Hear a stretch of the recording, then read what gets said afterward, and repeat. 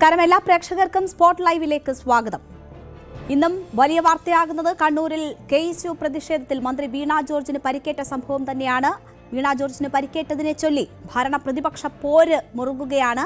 മന്ത്രിയുടെ അടുത്തേക്ക് കറുത്ത തുണിയുമായി ഒരാൾ വരുന്നത് ദൃശ്യങ്ങളിൽ വ്യക്തമാണെന്നും ആക്രമണം പ്രതിപക്ഷ ഗൂഢാലോചനയെന്നുമാണ് CPM-ന്റെ ഈ വിഷയത്തിലുള്ള ആരോപണം.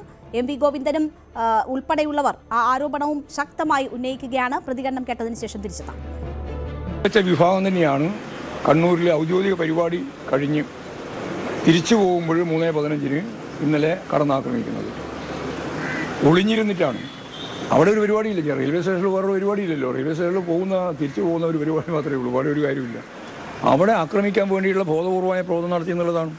അങ്ങനെ ബോധപൂർവം കടന്നാക്രമണം നടത്തുകയാണ് ചെയ്തിട്ടുള്ളത് എന്നുള്ളത് പകൽ വെളിച്ചം പോലെ. അപ്പോൾ നുണ പറഞ്ഞ് രക്ഷപ്പെടാമെന്നാണ് ഇപ്പോൾ UDF-കാർ തീരുമാനിച്ചിട്ടുള്ളത്. UDF-കാർ എല്ലാ സന്ദർഭത്തിലും നുണയാണ് പറഞ്ഞുകൊണ്ടിരിക്കുന്നത്, ഇപ്പോഴും പറഞ്ഞുകൊണ്ടിരിക്കുകയാണ്. ഗീവൽസൺ സിദ്ധാന്തത്തിന്റെ അനുയായികളായിട്ട് VD സതീശനാണ് കേരളത്തിൽ ഇപ്പോഴും ഒന്നാം സ്ഥാനത്ത് നിൽക്കുന്നത്. അദ്ദേഹത്തിന്റെ ജാഥ മുഴുവൻ നുണ പറയാനാണ്. ഒരു സംശയവും വേണ്ട. അല്ല, അവർക്ക് പ്രതിഷേധിക്കാൻ അവകാശമുണ്ടല്ലോ. പ്രതിഷേധിക്കേണ്ടെന്ന് ആരെങ്കിലും പറഞ്ഞിട്ടുണ്ടോ? ഞങ്ങൾ പ്രതിഷേധിച്ചില്ലേ? അവരും പ്രതിഷേധിക്കുന്നത് ഇപ്പം ജനാധിപത്യ സമൂഹത്തിൽ, ഞാൻ പറഞ്ഞു തീർക്കട്ടെ, ജനാധിപത്യ സമൂഹത്തിൽ പ്രതിഷേധിക്കാനുള്ള അവകാശം എല്ലാവർക്കും ഉള്ളതാണ്. പക്ഷേ ഇന്നേ വരെ കേരളത്തിൻ്റെ ചരിത്രത്തിൽ ഒരു വനിതാ മന്ത്രിയെ കയ്യേറ്റം ചെയ്ത് കടന്നാക്രമിച്ച് കൊല്ലാൻ ശ്രമിക്കുക എന്നുള്ളത് അപൂർവ സംഭവമാണ്. അങ്ങനെ സംഭവമേയില്ല ഇവിടെ. അങ്ങനെ ഒരു സംഭവം ഉള്ളപ്പോൾ സ്വാഭാവികമായിട്ടും ഫലപ്രദമായ രീതിയിലുള്ള ജനകീയ പ്രതിരോധം തീർത്തുകൊണ്ട് മാത്രമേ ഇതിനെ അഭിമുഖീകരിക്കാൻ കഴിയൂ. മന്ത്രിയുടെ അടുത്തേക്ക് എത്തുന്നില്ല. പോലീസ് കൃത്യമായി ആ യൂത്ത് കോൺഗ്രസ് പ്രവർത്തകരെ തടഞ്ഞു എന്നുള്ളതും ദൃശ്യങ്ങളിൽ എവിടെയും ഈ KSU പ്രവർത്തകർ മന്ത്രിക്ക് അടുത്തേക്ക് എത്തുന്നില്ല എന്നുള്ളതുമാണ് പറയുന്നത്. അല്ല, അത് പറയുന്നതല്ലേ, സ്വാഭാവികമായിട്ടും ന്യായീകരിക്കാൻ വേണ്ടി പറയുന്ന കാര്യമാണ്. അവിടെ കയറി ആക്രമണം നടത്തി എന്നുള്ളത് എല്ലാവരും അംഗീകരിച്ചതാണ്. പിന്നെ ദൃശ്യത്തിൽ നോക്കിയാൽ മതി. നല്ലപോലെ സൂക്ഷിച്ച് ദൃശ്യം നോക്കുക, അപ്പോൾ മനസ്സിലാവും. ശരി, പറഞ്ഞു. എന്താ ചോദിക്കാൻ കാരണം? അക്രമികൾ വന്ന് ആക്രമിക്കുമ്പോൾ ആ ആക്രമണത്തെ മുഴുവൻ ലോകത്ത് എവിടെയെല്ലാം എന്തെല്ലാം സംഭവം നടന്നിട്ടുണ്ട്. അവിടെയൊക്കെ പോലീസ് ഉള്ളതുകൊണ്ടാണോ സംഭവം നടക്കുന്നത്? ഇത് ബോധപൂർവ്വം ഒരു ക്രിമിനൽ ആക്ടിവിറ്റീസാണ് നടത്തുന്നത്. ക്രിമിനലിസമാണ് സംഘടിപ്പിക്കുന്നത്. ഗുണ്ടായിസാണ്. ആ ഗുണ്ടായിസം നടത്തുന്ന ആളുകൾ അവിടെ നിന്ന് ഇവിടെ നിന്ന് ഒളിവിലിരുന്ന് കയറി വരികയാണ്. ഒന്നാമത്തെ വെച്ച് വന്നു, രണ്ടാമത്തെ വെച്ച് വന്നു. അങ്ങനെ 2 പേജായിട്ടാണ് അവർക്ക് ചെയ്തിട്ടുള്ളത്. അതിന്റെ ഭാഗമായിട്ടാണ് പ്രശ്നം ഉണ്ടായത്. ആ പ്രശ്നം ഉണ്ടായി എന്നുള്ളത് സത്യമാണ്. പിന്നെ ആക്രമിക്കാൻ അത് അവിടെ പരിശോധിച്ചോട്ടെ, ഞാൻ പരിശോധിക്കേണ്ട കാര്യമില്ല. അത് വിട്ടു.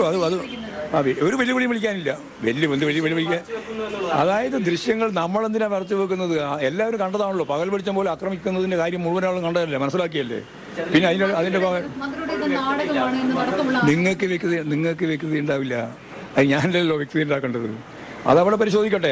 കേസെടുത്തിട്ടുണ്ടല്ലോ, റിമാൻഡ് കിടക്കുകയല്ലേ. പ്രതിപക്ഷ നേതാവ് പറയേണ്ട കാര്യമില്ല. കാരണം അദ്ദേഹം കളവേ പറയുന്നു. കളവ് മാത്രം പറയാനൊരു ജാഥ, നുണജാഥ എന്ന് ഞാൻ ആദ്യം പറഞ്ഞത് അതുകൊണ്ടാണ്. കളവ് പറയാൻ വേണ്ടിയാണ് VD സതീശന്റെ ജാഥ എന്ന് പറയുന്നു. അവിടെ ഒരു വധശ്രമമാണ് നടന്നത് എന്ന തരത്തിലാണ് CPM ആ വിഷയത്തിൽ നിലപാട് സ്വീകരിക്കുന്നത്. എന്നാൽ മന്ത്രിയുടെ അടുത്തേക്ക് പ്രവർത്തകർ പോയിട്ട് പോലുമില്ല. കറുത്ത ഷർട്ടുകാരൻ എന്ന് ആരോപിക്കുന്നയാൾ മന്ത്രിയുടെ ഗൺമാൻ ആണെന്നാണ് കോൺഗ്രസിന്റെ ഈ വിഷയത്തിലുള്ള മറുപടി. എന്തായാലും ആരോഗ്യമന്ത്രി തട്ടിവിട്ട ഒരു പച്ചക്കള്ളത്തിന്റെ പേരിൽ വ്യാപകമായി കോൺഗ്രസ് പ്രവർത്തകരെ ആക്രമിക്കുകയും കോൺഗ്രസ് ഓഫീസുകളെ ആക്രമിക്കുകയും ഞങ്ങളുടെ പുതുയുഗ യാത്രയുടെ പ്രചരണ സാമഗ്രികൾ നശിപ്പിക്കുകയും ചെയ്യാം. തിരുവനന്തപുരത്തെ സ്വാഗത സംഘം ഓഫീസ് വരെ തല്ലി തകർത്തു. ഇല്ലാത്ത ഒരു കള്ളക്കഥയുണ്ടാക്കി പച്ചക്കള്ളം പ്രചരിപ്പിച്ച് നടത്തുന്ന കാര്യം ഇതൊക്കെ കേരളത്തിലെ ജനങ്ങൾക്കറിയാം. അവരിപ്പോൾ ആരോഗ്യമന്ത്രി കേരളത്തിലെ ജനങ്ങളുടെ മുന്നിൽ പരിഹാസം മാത്രമാണ്. കാരണം അവരഭിനയിക്കുകയായിരുന്നു. ഇങ്ങനെ ഒരു സംഭവം ഉണ്ടായിട്ടില്ല. ഞങ്ങൾ ഉറച്ചു പറയുന്നു, 100%. എന്തെങ്കിലും തെളിവുകൾ ഹാജരാക്കി ആർക്കെങ്കിലും വിഷ്വൽ മീഡിയയുടെ മുമ്പിലാണ്, ക്യാമറകളുടെ മുമ്പിൽ നടന്ന ഒരു സംഭവത്തിൽ ഇങ്ങനെ കള്ളത്തരം പ്രചരിപ്പിക്കുന്നത് ശരിയല്ല. ഇപ്പോൾ സംസാരിച്ചുകൊണ്ടിരിക്കുന്ന സർക്കാരിനെതിരായിട്ട് വരുന്ന വിഷയങ്ങൾ വഴിമാറ്റി വിടുന്നതിന് വേണ്ടി മനഃപൂർവ്വം നടത്തിയ ഒരു ഗൂഢാലോചനയാണ്. പ്രതിക്കൂട്ടിൽ നിൽക്കുന്നത് ആരോഗ്യമന്ത്രിയാണ്. അവർ ഇതുകൊണ്ടൊന്നും രക്ഷപ്പെടാൻ പോകുന്നില്ല. കാരണം അവർ പ്രതിക്കൂട്ടിലാണ്. ജനങ്ങളുടെ മുന്നിൽ അവർ പ്രതിക്കൂട്ടിലാണ് നിൽക്കുന്നത് എന്ന കാര്യത്തിൽ യാതൊരു സംശയവും വേണ്ട. ഈ കള്ളക്കഥകൾ പ്രചരിപ്പിച്ച് രക്ഷപ്പെടാൻ വേണ്ടി ശ്രമിക്കേണ്ട. ഇതൊരു തെറ്റായ കീഴ്വഴക്കമാണ്. ഇല്ലാത്ത കാര്യങ്ങൾ ഉണ്ട് എന്ന് പ്രചരിപ്പിച്ച് ആടിനെ പേപ്പട്ടിയാക്കുന്ന പ്രചരണങ്ങൾ നടത്തി മനഃപൂർവ്വം അക്രമം നടത്തിയാണ്. ആരോഗ്യമന്ത്രിക്ക് KSU പ്രവർത്തകരാരും യാതൊരു തരത്തിലുള്ള കയ്യേറ്റമോ ആരോഗ്യമന്ത്രിയുടെ നേരെ കയ്യേറ്റമോ അക്രമമോ ഉണ്ടായിട്ടില്ല, യാതൊരു പരിക്കും പറ്റിയിട്ടില്ല. അങ്ങനെ ഒരു കയ്യേറ്റം ഉണ്ടായിരുന്നെങ്കിൽ ശരീരം കൈകൊണ്ടോ കാലുകൊണ്ടോ അല്ലെങ്കിൽ ഇനി കൊടി കെട്ടുന്ന വടി കൊണ്ടോ എന്തെങ്കിലും ഒരു ഉപകരണം കൊണ്ടോ അവരുടെ ദേഹത്ത് ആരെങ്കിലും സ്പർശിച്ചതായിട്ട് ഒരു വീഡിയോയിലും കാണാൻ സാധിക്കുന്നില്ല. എല്ലാവരും കൃത്യമായിട്ട് മാധ്യമങ്ങൾ അത് ഒപ്പിയെടുത്തിട്ടുണ്ട്, രേഖപ്പെടുത്തിയിട്ടുണ്ട്. അവരുടെ ദേഹത്ത് പരിക്കൊന്നും കാണിച്ചിട്ടില്ല. കഴുത്തിലിങ്ങനെ പിടിക്കുന്നതായിട്ട് കണ്ടു. അത് വാസ്തവവിരുദ്ധമായൊരു കാര്യം കെട്ടിച്ചമച്ച് അവരാണ് സത്യത്തിൽ അക്രമം അഴിച്ചുവിട്ടത്. ഇന്നലെ DCC ഓഫീസ് ആക്രമിച്ചത് കണ്ണൂർ ജില്ലയിലെ മാർക്സിസ്റ്റ് നേതാക്കന്മാരുടെ അറിവോടെയാണ്. ആരോഗ്യ വകുപ്പിനെതിരെയും സർക്കാരിനെതിരെയും ഉയരുന്ന ശക്തമായ പ്രതിഷേധത്തെ തടയുന്നതിന് വേണ്ടി കെട്ടിച്ചമച്ച ഒരു കള്ളപ്രചരണമാണിത്. അത് ജനങ്ങൾ തള്ളിക്കളയുമെന്ന കാര്യത്തിൽ സംശയമില്ല. ഇന്നലെ എല്ലാവരും കണ്ടില്ലേ, വനിതാ പോലീസ് അടക്കമുള്ളവരാണ് അവരെ പിടിച്ചുകൊണ്ട് പോകുന്നത്. ആകെ 4-5 KSU പ്രവർത്തകർ കരിങ്കൊടി കാണിച്ചു. അതിപ്പോൾ എല്ലായിടത്തും നടക്കുന്നതല്ലേ. കരിങ്കൊടി കാണിച്ചിട്ട് അവർ വളരെ സുഖമായി നടന്ന് 3ാമത്തെ പ്ലാറ്റ്ഫോമിലേക്ക് പോയ ആളിനെ അപ്പോഴാണ് ഫോൺ വരുന്നത്. സ്പീക്കറാണ് വിശദീകരിക്കുന്നത് ഇവർക്ക് പരിക്ക് പറ്റിയെന്നും മുഖ്യമന്ത്രിക്ക് വിളിച്ചു കൊടുക്കും, മുഖ്യമന്ത്രി ഉടനെ ആശുപത്രിയിൽ അഡ്മിറ്റ് ചെയ്യാൻ നിർദ്ദേശം കൊടുക്കുന്നത്. ഇതെന്നാ വെള്ളരിക്ക പട്ടണമാണോ കേരളം? പണ്ടൊക്കെ CPM-ന് ഇത്തരം കള്ള പ്രചാര വേലകൾ ജനങ്ങൾക്ക് മനസ്സിലാവില്ലായിരുന്നു, എന്ത് കള്ളവും പ്രചരിപ്പിക്കാമായിരുന്നു. ഇപ്പം വിഷ്വൽ മീഡിയയുടെ കാലമാണ്. റെയിൽവേ സ്റ്റേഷനിലെ CCTV ഉണ്ട്, ഇതെല്ലാം പരിശോധിക്കട്ടെ. പക്ഷെ ഇത്രയും വലിയൊരു നടിയാണ് നമ്മുടെ ആരോഗ്യമന്ത്രി എന്ന് എനിക്കിപ്പോഴാണ് മനസ്സിലായത്. അപ്പം ഗോവിന്ദൻ മാസ്റ്ററും ആരോഗ്യമന്ത്രിയും തമ്മിൽ മത്സരമാണ് ഈ അഭിനയത്തിന്റെ കാര്യത്തിൽ. രണ്ടുപേരും അഭിനയിക്കുകയാണ്. മന്ത്രിയെ കൊല്ലാൻ ശ്രമിച്ചു എന്നാണ് പറയുന്നത്. ആരാണ് കൊല്ലാൻ ശ്രമിച്ചത്? ആരെങ്കിലും ഒരു KSU പ്രവർത്തകനോ അവരുടെ അടുത്തേലെത്തിയോ? അവരല്ലേ, മന്ത്രിയല്ലേ ആക്രോശിച്ചുകൊണ്ട് KSU പ്രവർത്തകർക്ക് നേരെ ആക്രോശിച്ചുകൊണ്ട് അടുത്തത്. അവരുടെ ചുറ്റും ഒരു 40 പോലീസുകാരുണ്ടായിരുന്നു. ഏതെങ്കിലും ഒരു KSU പ്രവർത്തകൻ അവരുടെ അടുത്ത് പോലും എത്തിയിട്ടില്ല. എന്നിട്ട് നട്ടാൽ കുരുക്കാത്ത നുണ പ്രചരിപ്പിക്കുകയാണ്. അതിന്റെ പേരിൽ ഗോവിന്ദൻ മാസ്റ്റർ നാട് നീളെ അക്രമം അഴിച്ചുവിടാൻ പ്രേരിപ്പിക്കുകയാണ് ചെയ്തത്. ഈ സ്പീക്കർക്ക് എന്ത് പറ്റിയെന്ന് എനിക്ക് മനസ്സിലാവുന്നില്ല. വാസ്തവത്തിൽ സ്പീക്കർക്ക് രാഷ്ട്രീയമില്ലാത്ത ആളാണ്, രാഷ്ട്രീയത്തിന് അതീതമായി ചിന്തിക്കേണ്ട ഒരാളാണ്. അദ്ദേഹം ആ സ്പീക്കർഷിപ്പിന്റെ ഒരു പദവിയുടെ വില കളയരുതെന്ന് എനിക്ക് പറയാനുള്ളൂ. മുതിർന്ന നേതാക്കളെല്ലാം തന്നെ, കോൺഗ്രസിന്റെ മുതിർന്ന നേതാക്കളെല്ലാം തന്നെ ഇത് ഒരു അഭിനയം എന്ന നിലയിൽ തന്നെയാണ് പ്രതികരിച്ചുകൊണ്ടിരിക്കുന്നത്. മന്ത്രിക്കെതിരായ പ്രതിഷേധത്തിൽ 5 KSU പ്രവർത്തകർ ഇപ്പോൾ റിമാൻഡിലാണ്. KSU ജില്ലാ പ്രസിഡന്റ് അടക്കമുള്ളവർക്കെതിരെ വധശ്രമം അടക്കമുള്ള വകുപ്പുകളാണ് ചുമത്തിയിരിക്കുന്നത്. മന്ത്രിക്ക് പരിക്കേറ്റതിന് പിന്നാലെ പലയിടത്തും സംഘർഷമുണ്ടായി. കണ്ണൂർ കോടിയേരിയിൽ കോൺഗ്രസ് ഓഫീസിന് തീയിട്ടു. കഴുത്തിന് ക്ഷതമേറ്റ മന്ത്രിയുടെ ആരോഗ്യസ്ഥിതി മെഡിക്കൽ ബോർഡ് ഇപ്പോൾ വിലയിരുത്തിയിട്ടുണ്ട്. മന്ത്രി ഇന്ന് പരിയാരം മെഡിക്കൽ കോളേജ് ആശുപത്രിയിൽ തന്നെ തുടരും. ഞങ്ങളുടെ പ്രതിനിധി KV ബൈജുവും VV വിനോദും വിവരങ്ങളുമായി ചേരുകയാണ്. ആദ്യം ബൈജുവിലേക്ക്. ബൈജു, ഇന്നലെ തുടങ്ങിയ അക്രമ സംഭവങ്ങൾ സംസ്ഥാനത്ത് പലയിടത്തും തുടരുന്നുണ്ട് എന്നതാണ് മനസ്സിലാകുന്നത്. അത് ഏറ്റവും രൂക്ഷമായി അനുഭവപ്പെടുന്നത് കണ്ണൂരിലാണ് താനും. എന്താണ് പുതുതായി റിപ്പോർട്ട് ചെയ്യപ്പെട്ടിട്ടുള്ള സംഭവങ്ങൾ? വ്യാപക അക്രമങ്ങളാണോ നടക്കുന്നത്? അതോടൊപ്പം തന്നെ മെഡിക്കൽ ബുള്ളറ്റിൻ ഇന്നലെ പുറത്തു വന്നിരുന്നു. ആരോഗ്യസ്ഥിതി സംബന്ധിച്ച് എന്താണ് ഏറ്റവും ഒടുവിൽ ലഭിക്കുന്ന വിവരം?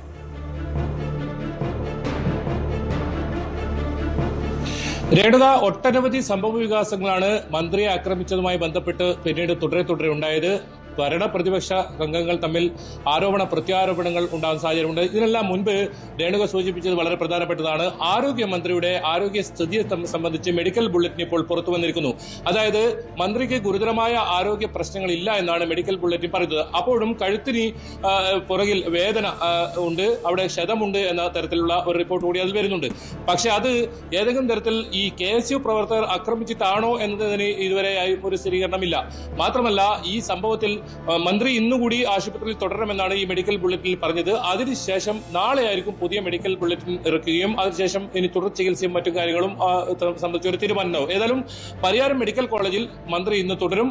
മന്ത്രിയുടെ ആരോഗ്യനിലയിൽ ഗുരുതരമായ പ്രശ്നങ്ങളില്ല. പക്ഷേ അതേസമയത്ത് തന്നെ നേരിയ ക്ഷതമുണ്ട്. അതായത് കഴുത്തിന് പുറത്തും അതുപോലെ തന്നെ കൈയും ഒരു മരവിപ്പുണ്ട് എന്നാണ് പറയുന്നത്. അതുകൊണ്ട് കടുത്ത വേദന എന്നാണ് മന്ത്രി പറയുന്നത്. അതുകൊണ്ട് തന്നെ ഇന്ന് തുടരാനാണ് ഡോക്ടർമാർ നിർദ്ദേശിച്ചിട്ടുള്ളത്. മറ്റൊരു പ്രധാനപ്പെട്ട കാര്യം രേണുക സൂചിപ്പിച്ചത് സൂചിപ്പിച്ചത് തന്നെയാണ് 5 KSU പ്രവർത്തകർക്കെതിരെ ജാമ്യമില്ലാ വകുപ്പ് പ്രകാരം കേസെടുത്തിരിക്കുന്നു, ഇവർ റിമാൻഡ് ചെയ്തിരിക്കുന്നു. അതായത് ഇവർക്കെതിരെ ഗുരുതര ആരോപണമാണ്. FIR വായിച്ചു നോക്കിയാൽ ഗുരുതരമായ ആരോപണമാണ് ഇവർക്കെതിരെ ഉള്ളത്. അതായത് KSU ജില്ലാ പ്രസിഡന്റ് ഉൾപ്പെടെ 5 പേർ ആണ് ഈ കേസിൽ പ്രതികൾ. ഇവർ കൊല്ലണമെന്ന ഉദ്ദേശത്തോടു കൂടി ഈ മന്ത്രിക്കരികിലെത്തി, അതും ആയുധവുമായി. ഏത് ആയുധമെന്ന് FIR-ൽ പറയുന്നില്ല, ഏതോ ഒരു ആയുധവുമായി ഇവർ എത്തി കൊല്ലട എന്ന് ആക്രോശിച്ചു. ഇതാണ് FIR-ലുള്ള വാചകം. അങ്ങനെ തന്നെ FIR-ൽ ഇട്ടിട്ടുണ്ട്. അങ്ങനെ എത്തി ഇവർ ആക്രമിക്കുകയായിരുന്നു എന്നാണ് FIR-ൽ പറയുന്നത്. ഇങ്ങനെ 5 KSU പ്രവർത്തകരാണ് ഇപ്പോൾ റിമാൻഡിലുള്ളത്. പുലർച്ചെ 2 മണിയോടുകൂടി മജിസ്ട്രേറ്റിന് മുന്നിൽ ഹാജരാക്കുകയും ഇവരെ റിമാൻഡ് ചെയ്യുന്ന സാഹചര്യമാണ് ഉണ്ടായത്. അതുകൂടാതെ AKG ആശുപത്രിക്ക് സമീപം യൂത്ത് ലീഗ് പ്രവർത്തകർ മന്ത്രിക്കെതിരെ കരിങ്കൊടി വീശിയിരുന്നു. മാത്രമല്ല ഈ വാഹനത്തിന്റെ, മന്ത്രിയുടെ വാഹനത്തിന്റെ ഫ്ലാഗ് പോസ്റ്റ് അത് തകർക്കുകയും ചെയ്തിരുന്നു. അങ്ങനെ 10 യൂത്ത് ലീഗ് പ്രവർത്തകരെ ഇപ്പോൾ റിമാൻഡ് ചെയ്തിട്ടുണ്ട്. ഇതാണ് ഇതിൽ നടപടി എന്ന് പറയാനുള്ളത്. പക്ഷേ ഇതിൽ ഏറ്റവും വലിയ ചോദ്യം ഉയരുന്നത് ഇപ്പോൾ ഏകദേശം ഈ സമയം 3:45 ഇന്നലെ ഈ സംഭവം നടക്കുന്നത്. ഇത്രയും സമയമായിട്ടും ഇതിലൊരു ദൃശ്യം, മന്ത്രിയെ നേരിട്ട് ആക്രമിക്കുന്ന ഒരു ദൃശ്യവും പുറത്തു വന്നിട്ടില്ല. CPM ആണെങ്കിൽ MB ജയരാജനാണ് ആദ്യമായി ഒരു ദൃശ്യം പുറത്തു കൊണ്ടുവരുന്നത്. ഇതിൽ മന്ത്രിയെ ആക്രമിക്കുന്നു എന്ന് പറയുന്നു. ഒരു കറുത്ത ഷർട്ടിട്ട ഒരാൾ, ഒരു തുണി എന്നാണ് ഇത് ജയരാജൻ അവകാശപ്പെട്ടത്.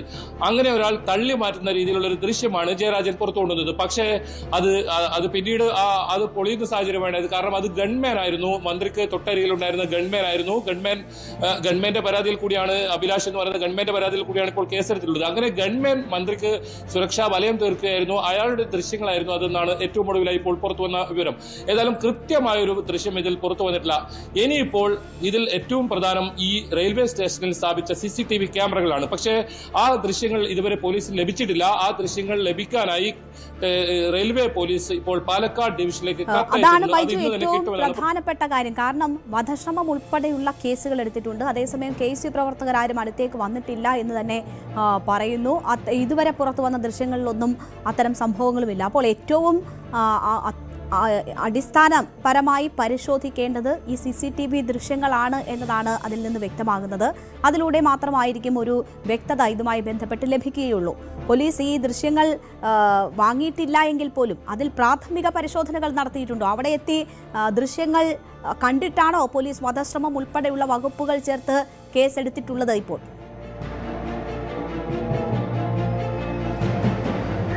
രേണുക, നമുക്ക് മനസ്സിലാക്കാൻ സാധിക്കുന്നത് അത്തരത്തിലുള്ള ഒരു ദൃശ്യവും പോലീസിന് ഇതുവരെ ലഭിച്ചിട്ടില്ല എന്നാണ്. അവിടെ നിരവധി ആളുകൾ മൊബൈലിൽ വീഡിയോ ചിത്രീകരിക്കുന്നുണ്ടായിരുന്നു. അതുകൂടാതെ കേരളത്തിലെ എല്ലാ ചാനലുകളും തത്സമയം നമ്മൾ ഉൾപ്പെടെ അത് ദൃശ്യങ്ങൾ പകർത്തുന്നുണ്ടായിരുന്നു. ഇതിലൊന്നും ഏതെങ്കിലും തരത്തിൽ ഈ 5 KSU പ്രവർത്തകർ മന്ത്രിക്ക് തൊട്ടരികിൽ എത്തുന്ന ഒരു ദൃശ്യവുമില്ല. പക്ഷെ അതേസമയം തന്നെ മന്ത്രി വളരെ പ്രകോപിതയായി ഈ സമരക്കാർക്ക് നേരെ സംസാരിക്കുന്നത് ആ ദൃശ്യങ്ങളിലുണ്ട്. പോലീസിന് 2 പണിയായിരുന്നു പ്രധാനപ്പെട്ടതായി ഉണ്ടായിരുന്നത്. ഒന്ന്, ഈ സമരക്കാരെ തടയുക. അതോടൊപ്പം മറ്റൊരു പ്രധാനപ്പെട്ട കാര്യം, മന്ത്രിയെ ഇത്തരത്തിൽ അനുനയിപ്പിക്കാൻ ശ്രമിക്കുന്നത് നമുക്ക് ദൃശ്യങ്ങളിൽ കാണാം. മന്ത്രി വളരെ പ്രകോപിതയായാണ് ആ സമരക്കാർക്ക് നേരെ പോകുന്നത്. അത് വനിതാ പോലീസ് മുന്നിലും പിന്നിലൊരു പുരുഷ പോലീസുമാണ് മന്ത്രിക്ക് വലയം തീർത്തുണ്ടായിരുന്നത്. അവർ മന്ത്രിയെ ഇതിൽ നിന്നും പിന്മാറാൻ ശ്രമിക്കുന്നതും അതോടൊപ്പം സമരക്കാരെ തടയാൻ ശ്രമിക്കുന്നതും ഇത് വലിയ തോതിലുള്ള ഒരു പോലീസ് നേരിട്ട ഒരു വലിയ പ്രതിസന്ധിയായിരുന്നു. അങ്ങനെ ഇതിൽ ആ ദൃശ്യം മാത്രമാണ് പുറത്തു വന്നത്. ഒരു ദൃശ്യവും ഇതുവരെ ഈ അന്വേഷണ സംഘത്തിന്, പോലീസിന് ഇതുവരെ ലഭിച്ചിട്ടില്ല. പക്ഷേ അപ്പോഴും ഇതിൽ ഈ പ്രവർത്തകർ കൊല്ലണമെന്ന ഉദ്ദേശത്തോടു കൂടി കരുതിക്കൂട്ടി ഈ മന്ത്രിക്കരികിൽ ആയുധവുമായി എത്തി ഇത്തരത്തിൽ ആക്രമിക്കുകയായിരുന്നു എന്നാണ് FIR-ൽ പറയുന്നത്. അത് ഏത് വിവരത്തിന്റെ അടിസ്ഥാനത്തിലാണ് പോലീസ് അങ്ങനെ FIR ഇട്ടതെന്ന് അറിയില്ല. അങ്ങനെ ഒരു ദൃശ്യം പോലീസിന് ലഭിച്ചതായി നമുക്ക് വിവരമില്ല. ഈ റെയിൽവേ CCTV ക്യാമറകളുടെ ദൃശ്യം ഇതുവരെ പോലീസ് ലഭിച്ചിട്ടില്ല. അത് പാലക്കാട് ഡിവിഷനിൽ നിന്നുള്ള അനുമതി ലഭിക്കണം. അനുമതി ലഭിച്ച ശേഷം മാത്രമേ അത്തരം ദൃശ്യങ്ങൾ ഉണ്ടാകൂ. മാത്രമല്ല അവിടെ നിർമ്മാണ പ്രവർത്തികൾ നടക്കുന്നുണ്ട്. ഇത് റെയിൽവേ സ്റ്റേഷന്റെ 1ാമത്തെ പ്ലാറ്റ്ഫോമാണ്. ആ പ്ലാറ്റ്ഫോം കയറുന്നിടത്ത് തന്നെ നിർമ്മാണ പ്രവർത്തികൾ നടക്കുന്നുണ്ട്. അവിടെ 2 ക്യാമറകളാണുള്ളത്. ആ ക്യാമറകൾ വർക്ക് ചെയ്യുന്നില്ല എന്ന തരത്തിലുള്ള, അത് ഈ നിർമ്മാണ പ്രവൃത്തിയുമായി ബന്ധപ്പെട്ട് അത് ഇപ്പോൾ അത്തരത്തിൽ വർക്ക് ചെയ്യുന്നില്ല എന്നുള്ള തരത്തിലുള്ള കാര്യങ്ങൾ കൂടി പുറത്തു വരുന്നുണ്ട്. ഏതായാലും അതിലൊരു സ്ഥിരീകരണം വന്നിട്ടില്ല. അങ്ങനെയുണ്ടെങ്കിൽ അത് ആ ദൃശ്യങ്ങൾ ഉൾപ്പെടെ പരിശോധിക്കണം. അതാണ് ഏറ്റവും ഒടുവിലായി ഇനി പരിശോധിക്കാനുള്ളത്. മറ്റ് അവിടെ ഉണ്ടായിരുന്ന, അവിടെ കൂടിയിരുന്ന ആൾക്കാർ, ഒരുപാട് ആളുകൾ മൊബൈലിൽ വീഡിയോ പകർത്തിയിരുന്നു. അതിലൊന്നും തന്നെ ഈ ആക്രമിക്കുന്ന ഇതുവരെ ആക്രമണം നടന്നോ ഇല്ലയോ എന്ന് വ്യക്തമാകുന്ന തരത്തിലുള്ള യാതൊരു ദൃശ്യങ്ങളും പുറത്തു വന്നിട്ടില്ല എന്നതാണ് സാഹചര്യം. MP ജയരാജൻ പുറത്തുവിട്ട ദൃശ്യങ്ങൾ അവ്യക്തമാണ് എന്നതാണ് പറയപ്പെടുന്നത്. മാത്രവുമല്ല, അതിൽ കറുത്ത ഷർട്ട് ധരിച്ചുള്ള വ്യക്തി എന്ന് പറയുന്നത് ഗഡ്മാനാണ് എന്ന കാര്യമാണ് കോൺഗ്രസ് ഉൾപ്പെടെ ചൂണ്ടിക്കാട്ടുന്നതും. ഇപ്പോൾ VV വിനോദ് കൂടി നമുക്കൊപ്പം ചേരുകയാണ്. വിനോദ്, ഇതിൽ തെളിവ് ശേഖരണം ഉൾപ്പെടെ ഇനിയും നടക്കാനിരിക്കുന്നു. വ്യക്തമായ തെളിവുകളുടെ അഭാവമുണ്ട് എന്ന സാഹചര്യമുണ്ട്. അപ്പോൾ പോലും വലിയ രീതിയിലുള്ള രാഷ്ട്രീയ പ്രത്യാരോപണങ്ങൾ നടക്കുകയാണ്. ഇതൊരു വധശ്രമം എന്ന നിലയിലാണ് CPM ഇതിനെ അവതരിപ്പിക്കാൻ ശ്രമിക്കുന്നത്. അതേസമയം നാടകം എന്ന് പറഞ്ഞ് പുച്ഛിച്ചു തള്ളുകയാണ്. യഥാർത്ഥത്തിൽ ഇത് രണ്ടുമല്ല ഇതിലെ യാഥാർത്ഥ്യം എന്നത് നമുക്കറിയാം. അവിടെ അങ്ങനെ ഒരു പ്രതിഷേധം ഉണ്ടായതുകൊണ്ടാണ് ഇത്തരം ഒരു സംഭവങ്ങൾ ഉണ്ടാകുന്നത് എന്നൊരു യാഥാർത്ഥ്യമുണ്ട്. അത് കോൺഗ്രസ് മനസ്സിലാക്കുന്നില്ല. മാത്രവുമല്ല, ഇത് വധശ്രമമാക്കി ചിത്രീകരിക്കാനുള്ളൊരു ശ്രമം CPM നടക്കുന്നു. അപ്പോൾ ഇത് ഒരു പ്രധാന ഏറ്റുമുട്ടൽ വിഷയമായി തെരഞ്ഞെടുപ്പിലേക്ക് കൂടി കടക്കുന്ന സാഹചര്യത്തിൽ മാറുകയാണോ യഥാർത്ഥത്തിൽ? ഈ വർത്തമാനകാല രാഷ്ട്രീയത്തിൽ വലിയ വിവാദങ്ങളുണ്ടായ സംഭവങ്ങളുണ്ട്. ശബരിമല സ്വർണ്ണക്കൊള്ള അടക്കം വലിയ തോതിൽ കത്തി നിൽക്കുന്ന സാഹചര്യം. LDFന്റെ മേഖലാ ജാഥകൾ നടന്നു. ഒപ്പം തന്നെ പ്രതിപക്ഷ നേതാവിൻ്റെ യാത്ര. ഇതിലെല്ലാം തന്നെ വാദപ്രതിവാദങ്ങൾ മറ്റ് പല വിഷയങ്ങളുമായിരുന്നു. അതിനിടയിലാണ് കഴിഞ്ഞ ദിവസം ഇങ്ങനൊരു സംഭവം ഉണ്ടാകുന്നത്. അതോടുകൂടി കാര്യങ്ങൾ അപ്പാടെ മാറുകയാണ്. കഴിഞ്ഞ ദിവസം മുഖ്യമന്ത്രിയുടെ ഇൻ്റർവ്യൂവിൻ്റെ ടീസർ വരുന്നു. അത് ഇന്ന് പൂർണ്ണതോതിൽ വരുന്നു. അങ്ങനെ പലവിധ വിഷയങ്ങളിൽ വാദപ്രതിവാദങ്ങൾ, ഉമ്മൻചാണ്ടി നേരത്തെ തന്നെ ഇൻ്റർവ്യൂ നടത്തിയതാണെന്നൊക്കെയുള്ള വാദമുഖങ്ങൾ, ഇങ്ങനെ പ്രതിപക്ഷവും ഭരണപക്ഷവും പല പല വിഷയങ്ങൾ പറഞ്ഞ് ഈ രാഷ്ട്രീയവുമായി മുന്നോട്ട് പോകുമ്പോഴാണ് ഇത്തരത്തിലൊരു സംഭവം ഉണ്ടാകുന്നത്. അതിൻ്റെ ഒരു എക്സ്ട്രീം ലെവലിലേക്ക് പോകുന്നു എന്നത് തന്നെയാണ് രേണുക സൂചിപ്പിച്ചത് തന്നെയാണ് ഇവിടെ സംഭവിക്കുന്നത്. അതായത് ഇതിൻ്റെ പരമാവധി ഈ സാഹചര്യം എങ്ങനെ മുതലെടുക്കാം എന്ന് LDFും UDFും നോക്കുന്നു എന്ന് കൃത്യമായി പറയാൻ കഴിയും. ഒന്ന്, ഈ സമരക്കാർ മന്ത്രിയുടെ അടുത്തേക്ക് പോയത് അത്രയും അടുത്ത് ചെന്നുള്ളൊരു സമരം മന്ത്രിയെ പ്രകോപിപ്പിക്കുന്ന തരത്തിലുള്ള അവരുടെ ശരീരത്തിൽ ഒരുപക്ഷെ സ്പർശിച്ചുവെന്ന് CPM പറയുന്നു, LDF പറയുന്നു. പക്ഷേ അങ്ങനെ തൊട്ടിട്ടില്ല എന്ന് കോൺഗ്രസ് പറയുന്നുണ്ട്. എങ്കിലും അത്രയും ക്ലോസായി സമരക്കാർ അവരുടെ അടുത്തേക്ക് ചെല്ലുന്നത്. സാധാരണ നിലയിൽ വാഹനത്തിൽ പോകുമ്പോഴോ പൊതുപരിപാടികളിൽ പങ്കെടുക്കുമ്പോഴോ ഒക്കെയാണ് കരിങ്കൊടി പ്രതിഷേധമുണ്ടാകുന്നത്. അതിനപ്പുറത്തേക്ക് ഇങ്ങനെ ട്രെയിനിലോ മറ്റ് വാഹനത്തിലോ ഒക്കെ കയറാൻ പോകുമ്പോൾ അങ്ങനെ ഒരു മന്ത്രിയുടെ അടുത്തേക്ക് പോയി കരിങ്കൊടി പ്രകടനം നടത്തുന്ന ഒരു രീതിയില്ല. ആ രീതിയുടെ ഒരു ലംഘനം, അല്ലെങ്കിൽ അങ്ങനെ ഒരു മര്യാദ ഈ സമരത്തിൻ്റെ ഭാഗത്തുനിന്ന് ഉണ്ടായില്ല എന്നത് ഒരു വശമായി തന്നെ നിൽക്കുന്നു. ഇനി മന്ത്രിയെ അവർ ദേഹോദ്രവം ചെയ്തോ എന്ന കാര്യത്തിലാണ് ഈ ദൃശ്യങ്ങൾ കേന്ദ്രീകരിച്ചുള്ള വാദപ്രതിവാദം നടക്കുന്നത്. അതിൽ പ്രതിഷേധക്കാരൻ ധരിച്ചിരുന്ന വസ്ത്രവും ഷർട്ടും മന്ത്രിയുടെ ഗൺമാൻ ധരിച്ചിരിക്കുന്ന ഷർട്ടും ഏതാണ്ട് ഒരേ നിറത്തിലുള്ളതാണ്. ഈ ദൃശ്യങ്ങൾ കാണുമ്പോൾ അവർ പറയുന്നത്, കോൺഗ്രസ് നേതാക്കൾ ഉന്നയിക്കുന്നൊരു കാര്യം, അതിനു മുൻപ് തന്നെ സമരക്കാരനെ പോലീസ് അവിടെ നിന്ന് പിടിച്ചു മാറ്റുന്നു. ഈ ദൃശ്യങ്ങളിൽ കാണുന്ന ആൾ ഗൺമാനാണ് എന്നാണ് കോൺഗ്രസിൻ്റെ വാദം. അതല്ല, സമരക്കാരൻ തന്നെയാണ് ആ കൂട്ടത്തിനുള്ളിലേക്ക് കയറിയത് എന്ന തരത്തിൽ ഇപ്പോൾ CPM ഹാൻഡിലുകളിൽ നിന്ന് ചില ദൃശ്യങ്ങൾ പുറത്തു വരുന്നുണ്ട്. അവർ അങ്ങനെയാണ് ആ ചിത്രങ്ങൾ പുറത്തു വരുമ്പോൾ ആ ഒരു സമരക്കാരിൽ ഒരാൾ ആ കൂട്ടത്തിനുള്ളിലേക്ക് കടന്നു എന്ന തരത്തിലുള്ള ദൃശ്യമാണ് പുറത്തു വരുന്നത്. ഇതിൽ പരിശോധനകൾ നടക്കട്ടെ. ഏതായിരുന്നാലും വധശ്രമത്തിന് കേസെടുത്തു. അങ്ങനെ ഒരു കേസെടുക്കേണ്ട കാര്യമുണ്ടോ എന്നൊരു ചോദ്യം മറുവശത്തു നിന്ന് ഉയരുന്നുണ്ട്. ഈ പ്രതിഷേധങ്ങൾ, പ്രത്യേകിച്ച് കമ്മ്യൂണിസ്റ്റ് പാർട്ടികളെല്ലാം പ്രതിഷേധത്തിലൂടെ വന്നതാണ്, സമരമുഖങ്ങളിലൂടെ വന്നതാണ്. DYFIയും SFIയും എല്ലാം സമരം ചെയ്യുന്നതാണ്. അപ്പോൾ അങ്ങനെ ഒരു ജനകീയ പ്രതിഷേധം നടക്കുമ്പോൾ മറ്റ് ആയുധങ്ങളൊന്നും അവരുടെ കയ്യിലില്ല. എന്നാൽ ആയുധവുമായി മന്ത്രിയെ ആക്രമിക്കാൻ ശ്രമിച്ചു എന്ന തരത്തിലാണ് FIR. അങ്ങനെ ഒരു FIR വേണ്ടിയിരുന്നോ എന്ന തരത്തിലുള്ള ചർച്ച ഒരു മറുവശത്തു കൂടിയും വരുന്നുണ്ട്. ഏതായിരുന്നാലും ഈ ദൃശ്യങ്ങൾ കേന്ദ്രീകരിച്ചുള്ള വലിയ തർക്കമാണ് ഇപ്പോൾ നടക്കുന്നത്. മാത്രമല്ല, നേതാക്കളുടെ സ്റ്റേറ്റ്മെൻറ്റുകൾ ഇന്ന് MV ഗോവിന്ദൻ കൃത്യമായി പറഞ്ഞു, അത് നടന്നത് വധശ്രമമാണ്, മന്ത്രിയുടെ വീട്ടിൽ റീത്ത് വെച്ചത് തന്നെ മന്ത്രിയെ കൊലപ്പെടുത്തും എന്ന ഒരു സന്ദേശത്തിൻ്റെ അടിസ്ഥാനത്തിൽ അത് നടപ്പിലാക്കുകയായിരുന്നു KSU. അതിന് അനുവാദം നൽകിയത്, അവരെ അങ്ങനെ അഴിച്ചുവിട്ടത് കോൺഗ്രസ് നേതൃത്വമാണെന്ന കാര്യം MV ഗോവിന്ദൻ പറയുന്നു. മറ്റ് CPM നേതാക്കൾ എല്ലാം തന്നെ MV ജയരാജൻ അടക്കമുള്ള ആളുകൾ ഇന്നത്തെ അവരുടെ സ്റ്റേറ്റ്മെൻറ്റ്, ജയരാജനാണ് ആദ്യത്തെ ഈ ക്ലിപ്പ് പുറത്തുവിടുന്നത്, മന്ത്രിയെ ആക്രമിച്ചത് KSUക്കാർ തന്നെ എന്ന് സ്ഥിരീകരിക്കുന്ന, അല്ലെങ്കിൽ അദ്ദേഹം സമർത്ഥിക്കുന്ന തരത്തിലുള്ള LDF പറയുന്ന തരത്തിലുള്ള ദൃശ്യം പുറത്തുവിടുന്നത് ജയരാജനാണ്. അതിനുശേഷം മറുവശത്ത് നോക്കിയാൽ, കോൺഗ്രസിൻ്റെ ഭാഗത്ത് നോക്കിയാൽ സതീശൻ ഉൾപ്പെടെയുള്ളവർ ഇത് കള്ളമാണെന്ന് പറയുന്നു, ഇത് വ്യാജമാണെന്ന് പറയുന്നു. ദൃശ്യങ്ങളിലൂടെ ഏവർക്കും മനസ്സിലാകുന്ന ഒരു കാര്യമാണ്. പക്ഷേ വധശ്രമത്തിന് കേസെടുക്കാനുള്ള ശ്രമമാണ്, നാടകമാണ് നടന്നത്. മന്ത്രി ഏറ്റവും വലിയ നടിയാണ് എന്ന കാര്യം കഴിഞ്ഞ ദിവസം സുധാകരൻ പറഞ്ഞു.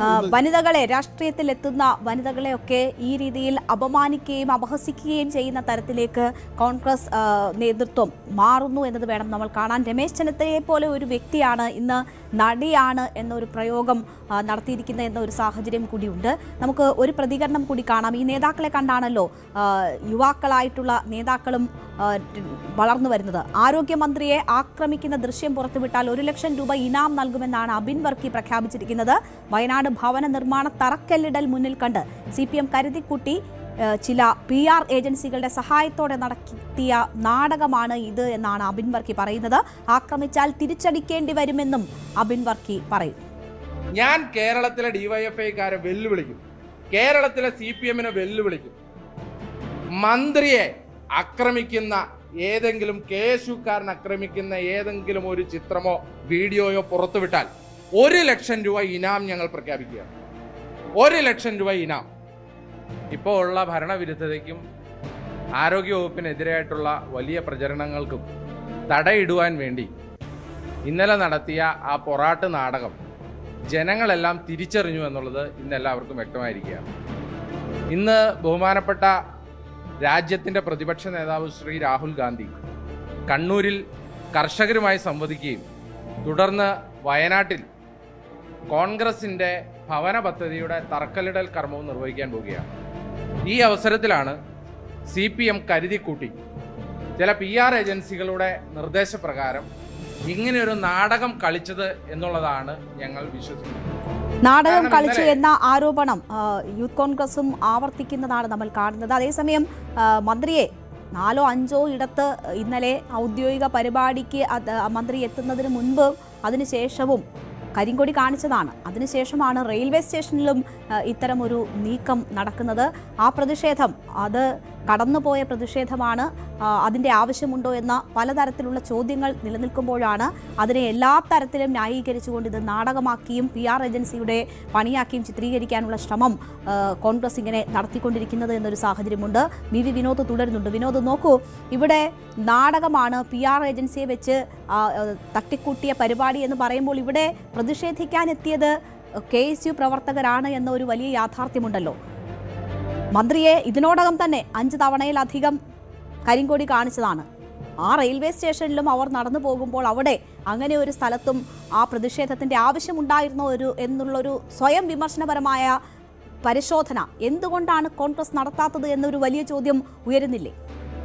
രേണുക നേരത്തെ പറഞ്ഞത് തന്നെയാണ്. കാരണം ഈ കരിങ്കൊടി പ്രതിഷേധമുണ്ടാകുമ്പോൾ അത് മന്ത്രിമാരോ അല്ലെങ്കിൽ മുഖ്യമന്ത്രിയോ അങ്ങനെ VIP-മാരോ അല്ലെങ്കിൽ ഗവർണറൊക്കെ സഞ്ചരിക്കുന്ന സമയത്ത് SFIയുടെ ഒക്കെ പ്രതിഷേധം ഉണ്ടായിട്ടുള്ളതാണ്.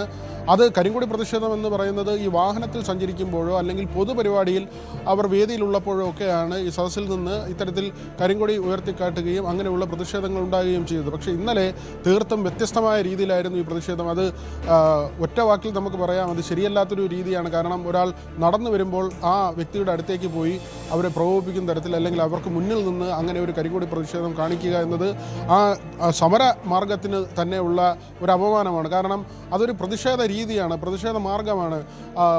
ആ അവരുടെ ചെയ്തികളോട് അല്ലെങ്കിൽ ആ സർക്കാരിൻ്റെ ഭരണരീതിയോടൊക്കെ ആ അധികാര കേന്ദ്രത്തോടൊക്കെയുള്ള എതിർപ്പ് പ്രകടിപ്പിക്കുക എന്നതാണ് കരിങ്കൊടി പ്രതിഷേധത്തിലൂടെ ലക്ഷ്യം വയ്ക്കുന്നത്. പക്ഷേ അതിനപ്പുറത്തേക്ക് അവരുടെ അടുത്തേക്ക് ചെല്ലുകയും അവരുടെ ശരീരത്തിനടുത്ത് എത്തുകയും ഒക്കെ ചെയ്യുന്നത് ശരിയായ ഒരു രീതിയല്ല. പക്ഷേ ഇന്നലെ ആ സമര രീതിയിൽ അങ്ങനെ ഉണ്ടായി എന്നതാണ്. സാധാരണ നിലയിൽ നടന്നു വരുന്ന ഒരാളിൻ്റെ അടുത്തേക്ക് അങ്ങനെ സമരക്കാർ പോകാറില്ല, കരിങ്കൊടി വീശാറില്ല. പക്ഷേ അങ്ങനെ ഇന്നലെ അത് സംഭവിക്കുന്നു. പക്ഷേ അതിനുശേഷം ഈ ദൃശ്യങ്ങളെ കേന്ദ്രീകരിച്ചുള്ള ചർച്ചകളാണ് നടക്കുന്നത്. മർദ്ദിച്ചോ ഇല്ലയോ എന്ന കാര്യമാണ്. മർദ്ദിച്ചു എന്നത് സ്ഥിരീകരിക്കാൻ, അതങ്ങ് സ്ഥാപിക്കാൻ തക്ക ഒരു വിഷ്വൽ ഇതുവരെ പുറത്തു വന്നിട്ടില്ല. അങ്ങനെ ഒരു ദൃശ്യം പുറത്തുവിടാൻ LDFന് കഴിഞ്ഞിട്ടില്ല, CPMന് കഴിഞ്ഞിട്ടില്ല, അല്ലെങ്കിൽ പോലീസിന് കഴിഞ്ഞിട്ടില്ല. മറിച്ച് ദൃശ്യങ്ങൾ കാണുമ്പോൾ വ്യക്തമാകുന്നത് KSUവിൻ്റെ പ്രവർത്തകർ അവിടേക്ക് ഓടിച്ചെല്ലുകയാണ്. അപ്പോൾ അവരെ പോലീസ് പിടികൂടുന്നുണ്ട്. അതിനുശേഷം ഒരു അവ്യക്തതയിൽ 2 കൂട്ടരും സംസാരിക്കുന്ന ഒരു കാര്യം, ഒരേ നിറമുള്ള ഷർട്ടാണ് 2 പേർ ധരിച്ചിട്ടുള്ളത്. അതായത് KSU പ്രവർത്തകരിൽ ഒരാളും ഗൺമാനും ധരിച്ചിട്ടുള്ളത് ഒരേ നിറത്തിലെ ഷർട്ടാണ്. ഒരു ഷർട്ട് അല്ലെങ്കിൽ ആ വസ്ത്രം മന്ത്രിയുടെ മുഖത്തിനടുത്ത് പോകുന്നത് ദൃശ്യങ്ങളിൽ വ്യക്തമാണ്. ഒരുപക്ഷെ കഴുത്തിൽ ആ കൈ കൊണ്ടിട്ടുണ്ടാകണം, മന്ത്രിക്ക് അത് തന്നെയാകണം പിന്നീട് അത് വേദനയായി അനുഭവപ്പെട്ടത്. ഒരുപക്ഷെ ഗൺമാൻ മന്ത്രിയെ രക്ഷിക്കുന്നതിന് വേണ്ടി മുന്നിലേക്ക് തീർച്ചയായും രക്ഷിക്കാൻ വേണ്ടി ഗൺമാൻ ശ്രമിക്കുമ്പോഴോ ഈ സുരക്ഷാ ഉദ്യോഗസ്ഥർ ശ്രമിക്കുമ്പോഴോ ഒക്കെ ഒരു തട്ടുമുട്ടുമൊക്കെ അവിടെ സംഭവിക്കാവുന്നതാണ്. ഈ കഴുത്തിന് പരിക്കേൽക്കാനുള്ള ഒരു സാഹചര്യം അവിടെ നിൽക്കുന്നു. അത് മാത്രമല്ല, പെട്ടെന്ന് ട്രെയിൻ കയറാൻ വരുമ്പോഴുണ്ടാകുന്ന ഈ ബഹളം തന്നെയും വലിയ രീതിയിലൊരു ആഘാതം ഉണ്ടാക്കാൻ പോകുന്നതാണ് എന്ന് നമുക്ക് കാണുകയും ചെയ്യാം.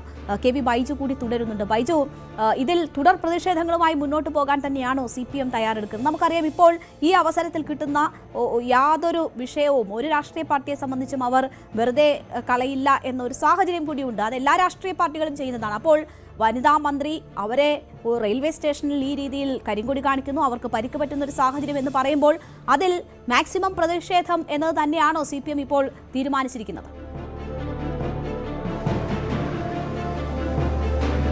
തീർച്ചയായും CPM-ന്റെ ഭാഗത്തു നിന്നും വലിയ പ്രതിഷേധം വരുന്നുണ്ട്. അതേസമയം തന്നെ ഇത് പ്രതിരോധിക്കാൻ കോൺഗ്രസിന്റെ ഭാഗത്തു നിന്നും ഇതിന് വലിയ തോതിലുള്ള പ്രതിഷേധം വരുന്നുണ്ട്. അതായത് മന്ത്രിയുടെ കോലം കത്തിക്കുന്നത് ഉൾപ്പെടെയുള്ള പ്രതിഷേധവുമായി ഈ യൂത്ത് കോൺഗ്രസ് ഉൾപ്പെടെ രംഗത്ത് വരുന്ന സാഹചര്യമുണ്ട്. നേരത്തെ സൂചിപ്പിച്ചതുപോലെ അബീൻ ഫർക്കി 1 ലക്ഷം രൂപയാണ് ഇനാം പ്രഖ്യാപിച്ചതെങ്കിൽ കണ്ണൂർ ജില്ലാ യൂത്ത് കോൺഗ്രസ് ജില്ലാ കമ്മിറ്റി ഇത്തരത്തിൽ 1 പവൻ ഇനാം, അതായത് ഈ ദൃശ്യം ഇത്തരത്തിൽ കൊണ്ടുവരുന്നവർക്ക് ഒരു പവൻ ഇനാം ഇങ്ങനെ പ്രഖ്യാപിക്കുന്ന സാഹചര്യമുണ്ട്. മാത്രമല്ല പത്തനംതിട്ട ജില്ലാ കമ്മിറ്റി കുഴിമന്തി, അങ്ങനെ പരിഹാസം ഒരു ഭാഗത്ത് നടക്കുന്നു. എന്തായാലും ഇന്നലെ രാത്രി വ്യാപകമായ സംഘർഷമാണ് ഇതിനെ തുടർന്ന് കണ്ണൂർ ജില്ലയിൽ ഉണ്ടായത്.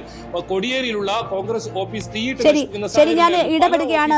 കെ.വി. ബൈജു ആണ് വാർത്തയുടെ വിശദാംശങ്ങൾ നൽകിയത്. നമുക്ക് ഇപ്പോൾ മറ്റൊരു പ്രധാനപ്പെട്ട വാർത്ത കൂടി വരികയാണ്. കേരള സ്റ്റോറി 2-വിന്റെ പ്രദർശന അനുമതി തടഞ്ഞിരിക്കുന്നു കോടതി. നാളത്തെ റിലീസ് തടഞ്ഞിരിക്കുകയാണ് ഹൈക്കോടതി. ആജ്ഞ രവീന്ദ്രൻ വാർത്തയുടെ വിശദാംശങ്ങളുമായി ചേരുന്നു. ആജ്ഞ, ഈ ചിത്രം കാണുകയും അങ്ങനെ ഉൾപ്പെടെയുള്ള നടപടികളിലേക്ക് നേരത്തെ തന്നെ കോടതി കടന്നതാണ്. ഇപ്പോൾ അടിയന്തരമായി പരിഗണിക്കണമെന്ന ആവശ്യവും മാറ്റിവെച്ചുകൊണ്ടാണ് ഇപ്പോൾ കോടതി ഈ വിഷയത്തിൽ ഇടപെട്ടിരിക്കുന്നത്. അത് പ്രദർശനാനുമതി തടഞ്ഞിരിക്കുന്നു എന്ന സുപ്രധാന ഒരു തീരുമാനത്തിലേക്ക് പോകുന്നു. കോടതി എന്തൊക്കെ കാര്യങ്ങളാണ് ചൂണ്ടിക്കാട്ടിയത്?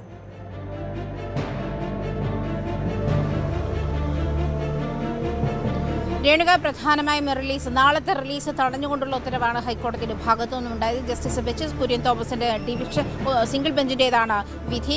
ഇന്ന് രാവിലെ തന്നെ അടിയന്തരമായി ഹർജി പരിഗണിക്കണമെന്ന് ആവശ്യപ്പെട്ടുകൊണ്ട് നിർമ്മാതാക്കൾ കോടതിയെ സമീപിക്കുന്ന സാഹചര്യമുണ്ടായിരുന്നു. അതിനുശേഷമാണ് 2 മണിക്ക് കോടതി ഇത് പരിഗണിക്കുന്ന ഒരു സാഹചര്യത്തിലേക്ക് പോയത്. നിർമ്മാതാക്കളുടെ ആവശ്യം തള്ളിയിരിക്കുകയാണ് കോടതി. 15 ദിവസത്തേക്കാണ് കോടതി സിനിമയുടെ റിലീസ് തടഞ്ഞുകൊണ്ടുള്ള ഇടക്കാല ഉത്തരവ് പുറപ്പെടുവിച്ചിരിക്കുന്നത്. ഹർജിക്കാരുടെ വാദത്തെ തള്ളിക്കളയാനാകില്ല എന്ന് പ്രധാനമായും ചൂണ്ടിക്കാട്ടിയ കോടതി സെൻസർ ബോർഡ് വീണ്ടും സിനിമ കാണണമെന്ന് തന്നെയാണ് ആവശ്യപ്പെട്ടിരുന്നത്. അതിനുശേഷം ഈ സിനിമയിൽ വെട്ടിമാറ്റേണ്ടുന്ന ഭാഗമുണ്ടോ തുടങ്ങിയ കാര്യങ്ങളൊക്കെ ആലോചിക്കേണ്ടതുണ്ട് എന്നും കോടതി അറിയിക്കുന്നുണ്ട്. എന്തായാലും സെൻസർ ബോർഡ് വീണ്ടും സിനിമ കാണണമെന്ന് പ്രധാനപ്പെട്ട നിർദ്ദേശമാണ് കോടതി മുന്നോട്ട് വയ്ക്കുന്നത്. രണ്ടാം ഭാഗത്തിന് 15 ദിവസത്തേക്കുള്ള സ്റ്റേ ആണ് കോടതി ഇടക്കാല ഉത്തരവായി പ്രഖ്യാപിച്ചിരിക്കുന്നത്. അത് മാത്രമല്ല, ഈ കണ്ണൂർ സ്വദേശിയായ ശ്രീദേവ് നമ്പൂതിരി എന്ന് പറയുന്ന ആൾ നൽകിയ ഹർജിയിൽ പ്രധാനമായും ചൂണ്ടിക്കാട്ടിയത് ഇത് കേരളത്തിന്റെ മതേതരത്തെ ബാധിക്കുന്ന തരത്തിലുള്ള പരാമർശങ്ങളാണ് കേരള സ്റ്റോറിയിലൂടെ പ്രചരിപ്പിക്കാൻ ശ്രമിക്കുന്നത്. പ്രത്യേകിച്ചും based on A true story എന്ന ടാഗ് ലൈനോട് കൂടിയാണ് കേരള സ്റ്റോറി ഇറക്കുന്നത്. കേരള സ്റ്റോറി 2-വിന്റെ ഭാഗത്ത് ലവ് ജിഹാദുമായി ബന്ധപ്പെട്ടുള്ള ദുരനുഭവങ്ങൾ ഉണ്ടായിട്ടുള്ള സ്ത്രീകളെ പ്രസന്റ് ചെയ്തപ്പോൾ 30ഓളം സ്ത്രീകളെ ഡൽഹിയിൽ വാർത്താ സമ്മേളനത്തിൽ പ്രസന്റ് ചെയ്യുന്ന ഒരു സാഹചര്യത്തിൽ അതിലൊരു സ്ത്രീ പോലും മലയാളി ഉണ്ടായിരുന്നില്ല. കേരളത്തിൽ നിന്ന് ഒരാൾ പോലും അത്തരം അനുഭവങ്ങൾ സാക്ഷ്യപ്പെടുത്താൻ എത്തിയിരുന്നില്ല എന്ന് പ്രധാനപ്പെട്ട കാര്യം മാധ്യമപ്രവർത്തകരും ചൂണ്ടിക്കാട്ടിയിരുന്നു. ഇതിന്റെയൊക്കെ അടിസ്ഥാനത്തിലാണ് പ്രധാനമായും ഇത്തരത്തിലൊരു ഹർജി കോടതിയിലെത്തുന്നതും കോടതി ഈ ഹർജി പരിഗണിക്കുന്ന സാഹചര്യത്തിൽ പ്രധാനമായി ഇത് എടുത്തു പറയുന്ന ഒരു സാഹചര്യമുണ്ട്. പ്രത്യേകിച്ചും കേരളം മതേതര സംസ്ഥാനമാണ്. ഇവിടുത്തെ മതപരമായുള്ള കാര്യങ്ങളിൽ ഇടപെടൽ അല്ലെങ്കിൽ അതിന് ബാധിക്കുന്ന തരത്തിൽ അല്ലെങ്കിൽ കേരളത്തിന്റെ ഐക്യത്തെ മതപരമായ ഐക്യത്തെ ബാധിക്കുന്ന തരത്തിലുള്ള ഒന്നും അനുവദനീയമല്ല. സിനിമ കലാകാരന്റെ ആവിഷ്കാര സ്വാതന്ത്ര്യത്തിന് വിടുന്നു. പക്ഷേ അതിൽ based on A true story എന്ന് പറയുമ്പോൾ കൃത്യമായി നടന്ന സംഭവത്തിന്റെ അടിസ്ഥാനത്തിൽ എന്ന് പറഞ്ഞ് കേരള സ്റ്റോറി എന്ന തലക്കെട്ടോടുകൂടി കേരളത്തെ പരാമർശിക്കുന്ന തരത്തിലുള്ള സിനിമ ഇറക്കുമ്പോൾ അതിൽ വസ്തുതാവിരുദ്ധമായ കാര്യങ്ങളുണ്ടോ എന്ന് പരിശോധിക്കേണ്ട ആവശ്യമുണ്ട് എന്ന് തന്നെയാണ് കോടതി മുന്നോട്ട് വയ്ക്കുന്നത്. എന്തായാലും കേരള സ്റ്റോറി 2 തിരിച്ചടിയാവുന്ന ഒരു സാഹചര്യമാണ്. സെൻസർ ബോർഡ് വീണ്ടും സിനിമ കാണണം. നേരത്തെയും ഹാൽ എന്ന് പറയുന്ന സിനിമയുമായി ബന്ധപ്പെട്ട് വലിയ ആരോപണങ്ങൾ, അതായത് മതസൗഹാർദ്ദത്തെ തകർക്കുന്ന തരത്തിലുള്ള ആരോപണങ്ങൾ ഉന്നയിച്ചുകൊണ്ടായിരുന്നു ഹാലിന്റെ നിർമ്മാതാക്കൾക്ക് ഹാൽ സിനിമയ്ക്കെതിരെ ഒരു സംഘം കോടതിയിലെത്തിയിരുന്നതും. അത് പ്രത്യേകിച്ചും സംഘം കാവലുണ്ട്, അല്ലെങ്കിൽ രാഖി ബീഫ് ബിരിയാണി തിരുന്ന രംഗം തുടങ്ങിയ കാര്യങ്ങളൊക്കെ ഒഴിവാക്കണമെന്ന് ആവശ്യപ്പെട്ടിരുന്നു. അത്തരം ആവശ്യങ്ങൾ, അത്തരം സാഹചര്യം കേരള സ്റ്റോറിക്ക് ബാധകമാണ് എന്ന് തന്നെയാണ് കോടതി പരാമർശിച്ചിരിക്കുന്നത്. എന്തായാലും കേരള സ്റ്റോറി 2 തിരിച്ചടിയാകുന്ന ഒരു സാഹചര്യത്തിലേക്ക് തന്നെയാണ്. 15 ദിവസത്തേക്ക് കേരള സ്റ്റോറിയുടെ റിലീസ് തടയണമെന്നാണ് നിർമ്മാതാക്കളുടെ ആവശ്യം തള്ളിക്കൊണ്ട് കോടതി ഈ പ്രധാനമായും തീർച്ചയായും സുപ്രധാനമായ ഒരു നീക്കമാണ് കോടതിയുടെ ഭാഗത്തു നിന്നും ഉണ്ടായിരിക്കുന്നത്. കേരള സ്റ്റോറി 2 നാളത്തെ റിലീസ് എന്തായാലും നടക്കില്ല എന്നത് വ്യക്തമായിരിക്കുകയാണ്. ഇടക്കാല സ്റ്റേ ആണ് ഈ സിനിമയുടെ റിലീസുമായി ബന്ധപ്പെട്ട് ഇപ്പോൾ ഹൈക്കോടതി ഏർപ്പെടുത്തിയിരിക്കുന്നത്. റിലീസ് തടഞ്ഞിരിക്കുന്നു താൽക്കാലികമായി ഹൈക്കോടതി എന്ന് തന്നെ പറയാം. വലിയ ആശങ്കയാണ് ഇതിൻ്റെ റിലീസുമായി ബന്ധപ്പെട്ട് ഹർജിക്കാർ കോടതിക്ക് മുന്നിലേക്ക് എത്തിച്ചത്. ഇത് യാഥാർത്ഥ്യവുമായി യാതൊരു ബന്ധവുമില്ലാത്ത സ്റ്റോറിയാണ് എന്ന കാര്യം ഹർജിക്കാർ ചൂണ്ടിക്കാട്ടിയിരുന്നു. ഇത് കേരളത്തിൻ്റെ മതസൗഹാർദ്ദത്തെ വ്രണപ്പെടുത്തും എന്ന കാര്യം ചൂണ്ടിക്കാട്ടിയിരുന്നു.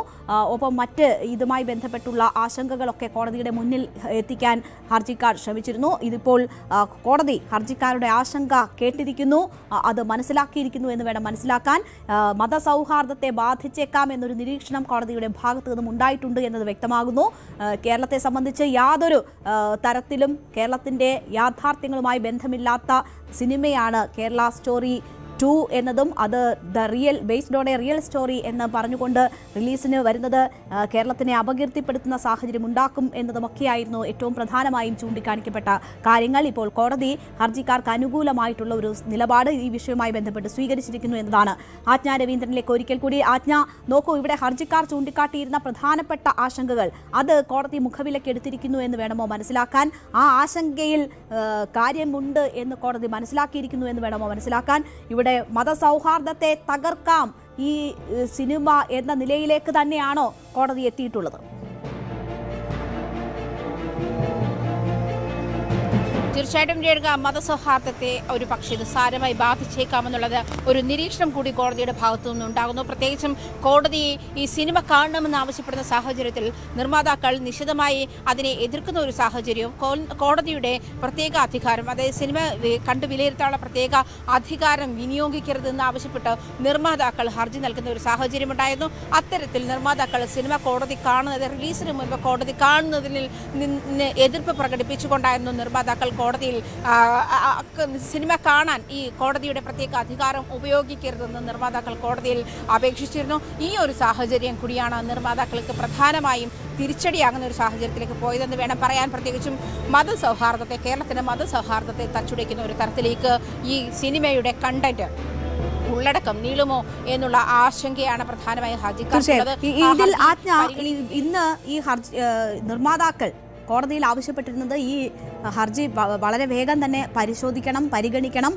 ഏതെങ്കിലും തരത്തിൽ തങ്ങൾക്ക് എതിരാവുകയാണെങ്കിൽ മേൽക്കോടതിയെ സമീപിക്കാനും, നാളെ റിലീസിന് തീരുമാനിച്ചിരിക്കുന്ന സിനിമയാണ്, അതിന് മുൻപൊരു തീരുമാനം ഉണ്ടാക്കാനുമുള്ള സാഹചര്യം ഒരുക്കണമെന്നൊരാവശ്യമായിരുന്നു നിർമ്മാതാക്കൾ മുന്നോട്ട് വെച്ചിരുന്നത്. ഇതിപ്പോൾ കോടതി ആ ആവശ്യങ്ങളൊക്കെ തള്ളിക്കളഞ്ഞു. നേരത്തെ നിശ്ചയിച്ച സമയത്താണ് ഈ ഹർജി പരിഗണിക്കുകയും ഇപ്പോൾ താൽക്കാലികമായ ഒരു സ്റ്റേ അതിന് ഏർപ്പെടുത്തുകയും ചെയ്തിരിക്കുന്നത്. നിർമ്മാതാക്കളുടെ ഇനിയുള്ള നീക്കം എന്തായിരിക്കും? മേൽക്കോടതിയെ സമീപിക്കാൻ തന്നെ ആയിരിക്കുമോ അവർ ഒരുങ്ങുക? നാളെ ഇനിയിപ്പോൾ ഒരുപക്ഷെ റിലീസ് സാധ്യമായില്ലെങ്കിൽ പോലും മേൽക്കോടതിയെ സമീപിച്ച് അനുകൂലമായ ഒരു സാഹചര്യം ഉണ്ടാക്കിയെടുത്തുകൊണ്ട് അതിൽ മറ്റ് നടപടികളിലേക്ക് പോകാനായിരിക്കുമോ അവരുടെ നീക്കം? എന്താണ് മനസ്സിലാകുന്നത്? തീർച്ചയായിട്ടും രേണുക, പ്രധാനമായിട്ടും ഈ ഹൈക്കോടതിയിൽ ഇങ്ങനത്തെ ഒരു ഇടക്കാല ഉത്തരവ് വന്നതോടുകൂടി 15 ദിവസത്തേക്ക് സിനിമ റിലീസിന് സ്റ്റേ വന്നിരിക്കുന്ന ഒരു സാഹചര്യത്തിൽ നാളെ തന്നെ റിലീസിനുള്ള ഒരുക്കങ്ങളും അല്ലെങ്കിൽ അതിനുള്ള സാഹചര്യം ഇല്ലെങ്കിൽ പോലും അടിയന്തരമായി സിനിമ റിലീസ് ചെയ്യാനുള്ള നീക്കത്തിൽ തന്നെയായിരിക്കും നിർമ്മാതാക്കൾ ഉണ്ടാവുക. അത് ഏത് തരത്തിലായിരിക്കും മേൽക്കോടതി അതിനെ പരിഗണിക്കുക എന്നുള്ള ഒരു കാര്യം കൂടി സാഹചര്യം കൂടി കണക്കിലെടുത്തായിരിക്കും ഒരു പക്ഷേ നിർമ്മാതാക്കൾക്ക് ഇത് വിധി അനുകൂലമാകും. മേൽക്കോടതിയിൽ നിന്നുള്ള വിധി അനുകൂലമാകുമോ എന്നുള്ള കാര്യം കണ്ടു തന്നെ അറിയണം. എന്നാലും രേണുക സൂചിപ്പിച്ചതുപോലെ തന്നെ കോടതിക്ക് ഇതിന്റെ മതസൗഹാർദ്ദത്തെ ബാധിക്കുന്ന, കേരളത്തിന്റെ മതസൗഹാർദ്ദത്തെ ബാധിക്കുന്ന തരത്തിലുള്ള പരാമർശങ്ങളും അതല്ലെങ്കിൽ മനഃപൂർവ്വം കേരളത്തിന്റെ ഒരു മതസൗഹാർദ്ദത്തെ തച്ചുടയ്ക്കുന്ന തരത്തിലുള്ള കണ്ടന്റുകളും സിനിമയിലുണ്ട് എന്നുള്ള ഹർജിക്കാരുടെ വാദത്തെ കോടതി പാടെ തള്ളിക്കളയുന്നില്ല. അത്തരം ആശങ്കകൾക്ക് ഇട കൊടുക്കേണ്ടതുണ്ട്. പ്രത്യേകിച്ചും കോടതി എടുത്തു പറയുന്നത് കേരളം മതസൗഹാർദ്ദത്തിന്റെ നാടാണ്. അതല്ലെങ്കിൽ ഈ കേരളത്തിന്റെ മതസൗഹാർദ്ദത്തെ തച്ചുടയ്ക്കുന്ന തരത്തിലുള്ള നീക്കങ്ങൾ ഒരു തരത്തിലും അനുവദനീയമല്ല എന്ന് തന്നെ കോടതി പറയുന്നുണ്ട്. അതുകൊണ്ട് തന്നെയാണ് കോടതി സിനിമ കാണണമെന്നുള്ള ആവശ്യം മുന്നോട്ട് വെച്ചത്. അതേസമയം അടിയന്തരമായി കേസ് പരിഗണിക്കണം, ഹർജി പരിഗണിക്കണമെന്ന് രാവിലെ നിർമ്മാതാക്കൾ ആവശ്യപ്പെട്ടതിനെ തുടർന്ന് കോടതി അത് തള്ളിക്കളയുന്ന ഒരു സാഹചര്യത്തിലേക്ക് പോയിരുന്നു. അത് തള്ളിക്കളയുന്ന സാഹചര്യം മാത്രമല്ല, ഇന്ന് 2 മണിക്ക് പരിഗണിക്കാമെന്ന് പറയുകയും ചെയ്തത്. പ്രത്യേകിച്ചും രേണുക സൂചിപ്പിച്ചതുപോലെ അപ്പെക്സ് കോടതിയെ ഇതുമായി ബന്ധപ്പെട്ട് സമീപിക്കാൻ വേണ്ടി, അത് പക്ഷേ വിധി എതിരാവുകയാണെങ്കിൽ ഉയർന്ന കോടതിയിൽ സമീപിച്ച് അനുകൂല വിധി നേടാനുള്ള സമയം തങ്ങൾക്ക് കിട്ടില്ല എന്നുള്ള ആശങ്കയിലാണ്. അല്ലെങ്കിൽ അതാണ് കോടതിയെ അവരെ അറിയിച്ചിരുന്നത്. ഈ നാളത്തെ റിലീസിന് മുൻപായി ഇതുമായി ബന്ധപ്പെട്ട അന്തിമ വിധി പുറപ്പെടുവിക്കേണ്ടത് സാഹചര്യം ഉയർന്ന കോടതികൾക്ക് അത്തരം സമയം അനുവദിച്ചു കൊടുക്കേണ്ടെന്ന സാഹചര്യം കൂടിയുണ്ട്. അങ്ങനെ വരുമ്പോൾ ഇത് വൈകിയാൽ അത് തങ്ങൾക്ക് പ്രതികൂലമാകുമെന്നുള്ള ഒരു വിലയിരുത്തലിലാണ് നിർമ്മാതാക്കൾ രാവിലെ തന്നെ ഈ കേസ് പരിഗണിക്കണമെന്ന് അടിയന്തരമായി ആവശ്യപ്പെട്ടത്. അത് പക്ഷേ കോടതി തള്ളുകയും 2 മണിക്ക് പരിഗണിക്കാമെന്ന് പറയുകയും ചെയ്തു. പക്ഷേ കോടതിയെ സിനിമ കാണിക്കാതിരിക്കാനുള്ള നിർമ്മാതാക്കളുടെ നീക്കം അത് തന്നെയാണ് നിർമ്മാതാക്കൾക്ക് തിരിച്ചടിയായത് എന്ന് വേണം പറയാൻ. ടീസറിന്റെ പരിഭാഷ കണ്ട ശേഷം കോടതി ഇതിൽ വിധി പുറപ്പെടുവിക്കുമെന്നായിരുന്നു പ്രതീക്ഷിച്ചത്. പക്ഷേ കോടതി സെൻസർ ബോർഡ് ഈ സിനിമ വീണ്ടും കാണണമെന്നാവശ്യപ്പെട്ടാണ് കോടതി മുന്നോട്ട് വെച്ചിരിക്കുന്ന സജഷൻ. അതാണ് സിനിമ വീണ്ടും സെൻസർ ബോർഡ് കാണണം. 15 ദിവസത്തേക്ക് താൽക്കാലികമായി സ്റ്റേ നൽകിയിരിക്കുകയാണ് സിനിമയുടെ റിലീസുമായി ബന്ധപ്പെട്ട. എന്തായാലും കേരളത്തിൻ്റെ മതസൗഹാർദ്ദത്തിന് അല്ലെങ്കിൽ ഇത്തരത്തിലുള്ള ഒരു കേരളത്തിൻ്റെ ഒരു ഐക്യത്തെ തകർക്കുന്ന തരത്തിലുള്ള പരാമർശങ്ങളും അതല്ലെങ്കിൽ കണ്ടന്റും സിനിമയിൽ ഉണ്ടോ എന്നുള്ള കാര്യം പരിശോധിക്കേണ്ടത് അനിവാര്യമാണ് എന്നുള്ള നിലപാടിൽ തന്നെയാണ് ഹൈക്കോടതിയുള്ളത്. ആ പരിശോധന ഉണ്ടാകാൻ വേണ്ടിയിട്ടാണ് ഒരു പക്ഷേ സെൻസർ ബോർഡ് സിനിമ വീണ്ടും കാണണമെന്നുള്ള നിർദ്ദേശവും കോടതി മുന്നോട്ട് വെച്ചിരിക്കുന്നത്. നേരത്തെ ഹാൽ സിനിമയുമായി ബന്ധപ്പെട്ട് ഉയർന്നിരിക്കുന്ന ഇത്തരത്തിലുള്ള ആരോപണങ്ങൾ അല്ലെങ്കിൽ പ്രത്യേക മതവിഭാഗത്തെ, പ്രത്യേക രാഷ്ട്രീയത്തെ ഒക്കെ അത് ബാധിക്കുമെന്നുള്ള തരത്തിലുള്ള പരാമർശങ്ങൾ അത് ഈ സിനിമയ്ക്കും കേരള സ്റ്റോറിക്കും ബാധകമാണ് എന്നുള്ളത് തന്നെയാണ്. നേരത്തെയും കേരള സ്റ്റോറി 1 ഇറങ്ങിയപ്പോഴും ഇത്തരത്തിൽ വലിയ വിവാദങ്ങൾ ഉണ്ടായിരുന്നു. മാത്രമല്ല, ഈ നേരത്തെ ഞാൻ സൂചിപ്പിച്ചതുപോലെ തന്നെ ഡൽഹിയിൽ ഇതുമായി ബന്ധപ്പെട്ട് നടത്തിയ വാർത്താ സമ്മേളനത്തിൽ 30ഓളം സ്ത്രീകളെ കൊണ്ടുവന്നത് ലവ് ജിഹാദിന്റെ ഇരകളാണ് എന്ന് പ്രസന്റ് ചെയ്ത തരത്തിൽ എന്ന് പരാമർശിച്ച് 30ഓളം സ്ത്രീകളെ കൊണ്ടുവന്നത് അതിലൊരു സ്ത്രീ പോലും മലയാളി അല്ലാതിരുന്നതും വലിയ വിവാദമാണ് ഉണ്ടാക്കിയത്. മാധ്യമപ്രവർത്തകരുടെ ചോദ്യങ്ങൾക്ക് മറുപടി നൽകാൻ അവരെ കൊണ്ട് നേരിട്ട് മറുപടി അല്ലെങ്കിൽ അവർക്ക് മറുപടി നൽകാനുള്ള അവസരം നൽകിയിരുന്നില്ല നിർമ്മാതാക്കൾ എന്ന് വേണം പറയാൻ. അങ്ങനെ കേരളത്തിൻ്റെ ഒരു അറ്റ്മോസ്ഫിയറിനെ തന്നെ വളച്ചൊടിക്കുന്ന തരത്തിലുള്ള കണ്ടന്റ് സിനിമയിലുണ്ട് എന്ന് തന്നെയാണ് കണ്ണൂർ സ്വദേശി ശ്രീദേവ് നമ്പൂതിരിയുടെ പരാതി. ഹർജി അങ്ങനെയാണ്. ഹർജി പരിഗണിക്കുമ്പോൾ ഇത്തരത്തിൽ നിരവധി ഹർജികൾ കേരള സ്റ്റോറിയുമായി ബന്ധപ്പെട്ട കേരളത്തിന്റെ മതസൗഹാർദ്ദത്തെ വളച്ചൊടിക്കുന്ന തരത്തിൽ തീർച്ചയായും മതസൗഹാർദ്ദത്തിന് ഭീഷണി ഉയർത്തുമെന്ന ഒരു നിരീക്ഷണം നടത്തിക്കൊണ്ടാണ് കോടതി ഇപ്പോൾ എന്തായാലും ഇതിന്റെ റിലീസ് താൽക്കാലികമായി തടഞ്ഞിരിക്കുന്നത്. നേരത്തെ ഈ സിനിമയുടെ അണിയറ പ്രവർത്തകർ, നിർമ്മാതാക്കൾ കോടതിയിൽ ചൂണ്ടിക്കാട്ടിയ കാര്യം ഒരു ടീസർ കണ്ടുകൊണ്ട് മാത്രം സിനിമയെ വിലയിരുത്തരുത് എന്നതാണ്. പക്ഷേ ആ ടീസർ കണ്ടുകൊണ്ട് തന്നെ കോടതി ഇപ്പോൾ തീരുമാനിച്ചിരിക്കുന്നത് ഇത് മതസൗഹാർദ്ദത്തെ തകർക്കുന്ന ഉള്ളടക്കമുണ്ട് എന്നതാണ്. അത് ഒരു ഇടക്കാല ഉത്തരവായി വരികയും ചെയ്തിരിക്കുന്നു. റിലീസ് നാളെ നടക്കുന്ന സാഹചര്യം ഉണ്ടാകില്ല എന്നതാണ് വ്യക്തമാകുന്നത്. സിനിമ ഒരു കലയാണ്, അതിൽ ഇടപെടേണ്ട സാഹചര്യം ഉണ്ടായതിൽ നേരത്തെ തന്നെ കോടതിക്ക് അങ്ങനെ ഒരു അഭിപ്രായമില്ല. സിനിമ പോലെയുള്ള കലകളിൽ ഇടപെടണമെന്ന നിലപാടോ രീതി കോടതിക്കില്ല എന്ന് പറഞ്ഞുകൊണ്ട് തന്നെയാണ്. പക്ഷേ ഇത് യഥാർത്ഥ സംഭവങ്ങളിൽ നിന്ന് പ്രചോദനം ഉൾക്കൊണ്ടാണ് ഇത്തരം ഒരു സിനിമയെന്ന് പറയുമ്പോൾ അതങ്ങനെയല്ല എന്ന സംശയം നേരത്തെ തന്നെ കോടതിയുടെ ഭാഗത്തു നിന്നും ചൂണ്ടിക്കാണിക്കപ്പെട്ടതാണ്. ഇപ്പോൾ കോടതി അത് ഇടക്കാല സ്റ്റേ നൽകിക്കൊണ്ട് തന്നെ ഇതിൻ്റെ മതസൗഹാർദ്ദം തകർക്കുന്ന ഉള്ളടക്കം എന്ന ആരോപണം അതിനൊപ്പം നിൽക്കുന്നു എന്ന് വേണം മനസ്സിലാക്കാൻ. എന്തായാലും വിശദമായ പരിശോധനകളുണ്ട്. സെൻസർ ബോർഡ് ഒരിക്കൽ കൂടി സിനിമ കാണണം എന്ന കാര്യം കോടതി ചൂണ്ടിക്കാട്ടുന്ന സാഹചര്യം കൂടിയുണ്ട്. ഇടവേള. എറണാകുളത്ത് വാഹന പരിശോധനയ്ക്കിടെ പോലീസുകാരനെ കാറിടിപ്പിച്ച് അപായപ്പെടുത്താൻ ശ്രമിച്ച പ്രതികൾ പിടിയിലായിരിക്കുന്നു. കൊല്ലത്ത് നിന്നാണ് ഷംനാദ്, ഇർഷാദ് എന്നിവർ പിടിയിലായത്. Ernakulam north station ASI PN സന്തോഷിനാണ് പരിക്കേറ്റത്. ബോണറ്റിലേക്ക് വീണ സന്തോഷുമായി കാർ മുന്നോട്ട് പായുകയും ബ്രേക്ക് ഇട്ടതോടെ തെറിച്ചു വീഴുകയുമായിരുന്നു.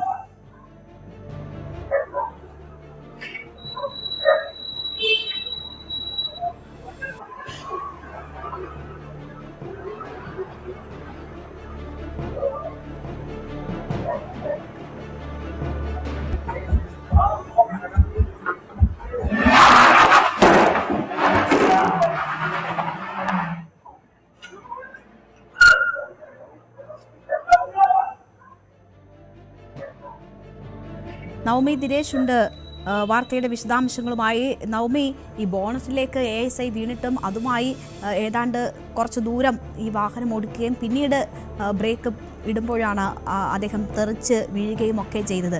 സിനിമയെപ്പോലും വെല്ലുന്ന രംഗങ്ങളാണ് നമ്മൾ കണ്ടത്. എന്തായാലും പ്രതികൾ പിടിയിലായിരിക്കുന്നു. എന്തൊക്കെയാണ് അതിൻ്റെ വിശദാംശങ്ങൾ?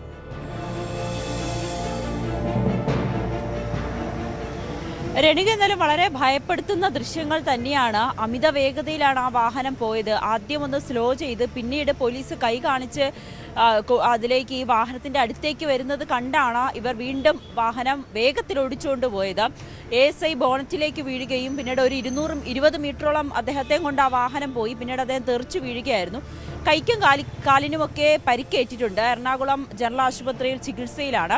പ്രതികളെ പിടികൂടിയിട്ടുണ്ടെന്നാണ് പോലീസ് പറയുന്നത്. കൊല്ലത്ത് നിന്നാണ് ഈ വാഹനവും പ്രതികളെ പിടികൂടിയത്. 2 പേരെ പിടികൂടി. ഷംനാദ്, ഇർഷാദ് ഇവർ 2 പേരെയാണ് പിടികൂടിയത്. എന്തിനാണ് ഇവർ പോലീസിനെ കണ്ട് വണ്ടി നിർത്താതെ അമിത വേഗത്തിൽ പാഞ്ഞത് എന്നാണ് പോലീസ് തിരക്കുന്നത്. ഏതെങ്കിലും തരത്തിലുള്ള ലഹരി വസ്തുക്കളോ അല്ലെങ്കിൽ മറ്റെന്തെങ്കിലും ആണോ ഇവർ ഇങ്ങനെ വാഹനം നിർത്താതെ പോകാൻ കാരണമെന്നാണ് പോലീസ് പ്രധാനമായും അന്വേഷിച്ചുകൊണ്ടിരിക്കുന്നത്. ഇന്ന് പുലർച്ചെ 2 മണിയോട് കൂടിയാണ്, നമുക്കറിയാം കൊച്ചിയിലെ ഈ ലഹരിയുമായി ബന്ധപ്പെട്ട് പോലീസ് പെട്രോളിംഗ് രാത്രിയിലും പകലും ശക്തമാക്കിയിരിക്കുകയായിരുന്നു. അതിൻ്റെ ഭാഗമായിട്ടുള്ള ഒരു പെട്രോളിങ്ങിനിടയിലാണ് ഇത്തരത്തിൽ അസാധാരണമായൊരു സംഭവം ഉണ്ടായിരിക്കുന്നത്. കലൂർ ഭാഗത്ത് വെച്ചായിരുന്നു നോർത്ത് പോലീസിന്റെ സംഘമായിരുന്നു അവിടെ പരിശോധന നടത്തിയിരുന്നത്. അതിനിടയിലാണ് ഇത്തരത്തിൽ ഈ ഒരു വാഹനം വരുന്നത് കണ്ട് പോലീസ് കൈ കാണിച്ചു. നമുക്ക് അവിടെ ഒരു ബാരിക്കേഡ് വരെ വെച്ചിരിക്കുന്നത് കാണാം. പോലീസ് കൈ കാണിച്ചിട്ടും ഇത് ആദ്യം നിർത്തിയെങ്കിലും പിന്നീട് അമിത വേഗതയിലെടുക്കും. പെട്ടെന്ന് തന്നെ വാഹനത്തിന്റെ സ്പീഡ് കൂട്ടി. അപ്പോഴാണ് ഈ ASI ബോണറ്റിലേക്ക് വീഴുകയും അവിടെ നിന്ന് റോഡിലേക്ക് തെറിച്ച് വീഴുകയും ഒക്കെ ചെയ്തിരിക്കുന്നത്. എന്തായാലും പ്രതികളെ അല്പസമയത്തിനുള്ളിൽ തന്നെ കൊച്ചിയിലേക്ക് കൊണ്ടുവരും. പ്രതികൾ ഈ വാഹനത്തിൽ തന്നെ ആയിരുന്നോ? ഈ വാഹനം ഉൾപ്പെടെയാണോ ഇപ്പോൾ പോലീസ് കസ്റ്റഡിയിൽ എടുത്തിരിക്കുന്നത്? അതുമായി ബന്ധപ്പെട്ട് എന്തെങ്കിലും വിവരങ്ങൾ ലഭിക്കുന്നുണ്ടോ? ഈ ഏതെങ്കിലും തരത്തിൽ ലഹരി പദാർത്ഥങ്ങളോ മറ്റോ ഒക്കെ ഉണ്ടായിരുന്നോ വാഹനത്തിൽ എന്നത് സംശയിച്ചിരുന്നു. വാഹനം ഉപേക്ഷിക്കപ്പെട്ട നിലയിലാണ്. അതുമായി ബന്ധപ്പെട്ട് എന്താണ് നമുക്ക് അറിയാൻ കഴിയുന്നത്? പോലീസ് എന്തായാലും അത്തരം കാര്യങ്ങളൊന്നും പറഞ്ഞിട്ടില്ല. എന്തിനാണ് ഇവർ വാഹനം നിർത്താതെ പോയത്, ഇനി ലഹരി ഉപയോഗിച്ചിട്ടുണ്ടായിരുന്നോ, ലഹരി വാഹനത്തിലുണ്ടായിരുന്നോ, ഇതെല്ലാം പോലീസിന്റെ അന്വേഷണം ആ രീതിയിൽ നടന്നുകൊണ്ടിരിക്കുകയാണ്. ഈ വാഹനം ഉൾപ്പെടെയാണ് പോലീസ് പിടിച്ചെടുത്തത്. ഇവരിതിൽ നിർത്താതെ പോയപ്പോൾ തന്നെ പോലീസ് എല്ലാ കൺട്രോൾ റൂമുകളിലും ഈ സന്ദേശം അയച്ചിരുന്നു. പിന്നീട് ഇവർ കടന്നുപോയ ഭാഗങ്ങളിലെ CCTV അടക്കം പരിശോധിച്ചതിൽ നിന്നുമാണ് ഈ വാഹനവും അതോടൊപ്പം തന്നെ വാഹനത്തിലെ നമ്പർ പ്ലേറ്റും അടക്കം പരിശോധിച്ചതിൽ നിന്നുമാണ് പ്രതികളിലേക്ക് എത്തിയത്. കൊല്ലത്ത് നിന്നുമാണ് പ്രതികളെ പിടികൂടിയിരിക്കുന്നത്. ഇവരെ ഉടനെ തന്നെ കൊച്ചിയിലേക്ക് എത്തിക്കും. അതിനുശേഷം മാത്രമായിരിക്കും എന്തുകൊണ്ടാണ് ഇവർ വാഹനം നിർത്താതെ പോയതിന്റെ ഒരു ഉത്തരം തരാൻ കഴിയുകയുള്ളൂ. എന്തായാലും പോലീസ് പറയുന്നതനുസരിച്ച് അസ്വാഭാവികമായിട്ട് എന്തോ ഇവരുടെ ഉണ്ടായിരുന്നു, അല്ലെങ്കിൽ ഇവർക്ക് ഒളിക്കാൻ എന്തോ ഉണ്ടായിരുന്നു. അതുകൊണ്ട് തന്നെയാണ് പോലീസിനെ ഭയന്ന് ഇത്തരത്തിലൊരു പ്രവൃത്തി നടത്തിയത്. ASIക്ക് എന്തായാലും ഗുരുതരമായിട്ടുള്ള പരിക്കുകളൊന്നുമില്ല. അദ്ദേഹത്തിന്റെ കൈക്കും കാലിനുമാണ് പരിക്കേറ്റിരിക്കുന്നത്. എന്തായാലും വലിയൊരു ദുരന്തം തന്നെയാണ് ഒഴിവായത്. ആ ദൃശ്യങ്ങൾ കാണുമ്പോൾ തന്നെ നമുക്കത് മനസ്സിലാകുകയും ചെയ്യും. രേണുക. നവമി ദിനേശാണ് വിവരങ്ങൾ നൽകിയത്. എന്തായാലും ഈ വധശ്രമം ഉദ്യോഗസ്ഥനെ വധിക്കാൻ ശ്രമിച്ചു എന്നതുൾപ്പെടെയുള്ള വകുപ്പുകളാണ് ചുമത്തിയിരിക്കുന്നത്. ഈ ഒരു ബൊലേനോ കാറായിരുന്നു, ആ കാർ ഉൾപ്പെടെയാണ് ഇപ്പോൾ യുവാക്കളെ കസ്റ്റഡിയിലെടുത്തിരിക്കുന്നത് എന്ന വിവരമാണ് ലഭിക്കുന്നത്. എന്നാൽ എന്തുകൊണ്ട് ഇവർ വാഹനം നിർത്താതെ പോയി തുടങ്ങിയ വിവരങ്ങൾ കൂടുതലായി പുറത്തേക്ക് വരാനുണ്ട്. നവമി ദിനേശാണ് വാർത്തയുടെ വിശദാംശങ്ങൾ നൽകിയത്. തിരുവനന്തപുരത്ത് ദേശീയപാത ബൈപ്പാസിൽ ലുലുവിന് സമീപം കണ്ടെയ്നർ ലോറിയിൽ നിന്ന് ടൈൽസ് ഇറക്കുന്നതിനിടെ അട്ടിമറിഞ്ഞ് വീണ് അതിഥി തൊഴിലാളി മരിച്ചു. 2 പേർക്ക് പരിക്കുണ്ട്. നിർമ്മാണം നടക്കുന്ന കെട്ടിടത്തിലേക്ക് എത്തിച്ച ടൈൽ ഇറക്കുന്നതിനിടെയായിരുന്നു അപകടം.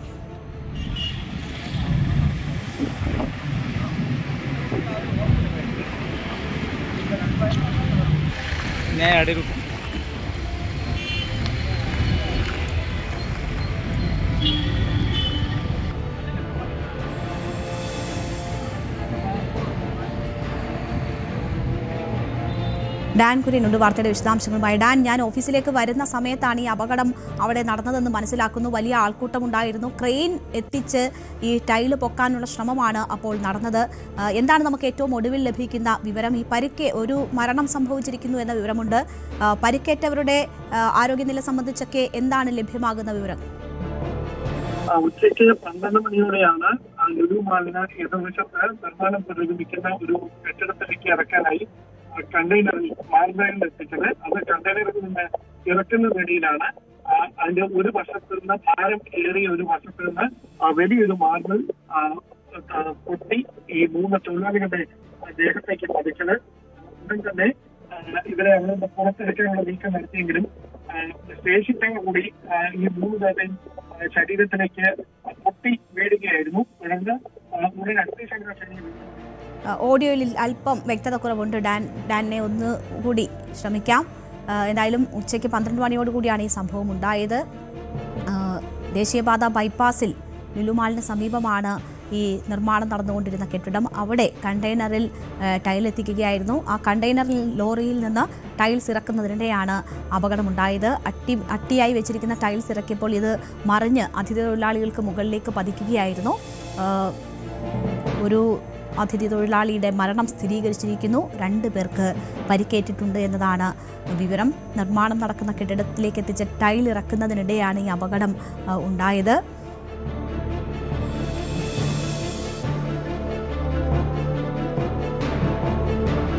ഡാൻ, കേൾക്കാമോ?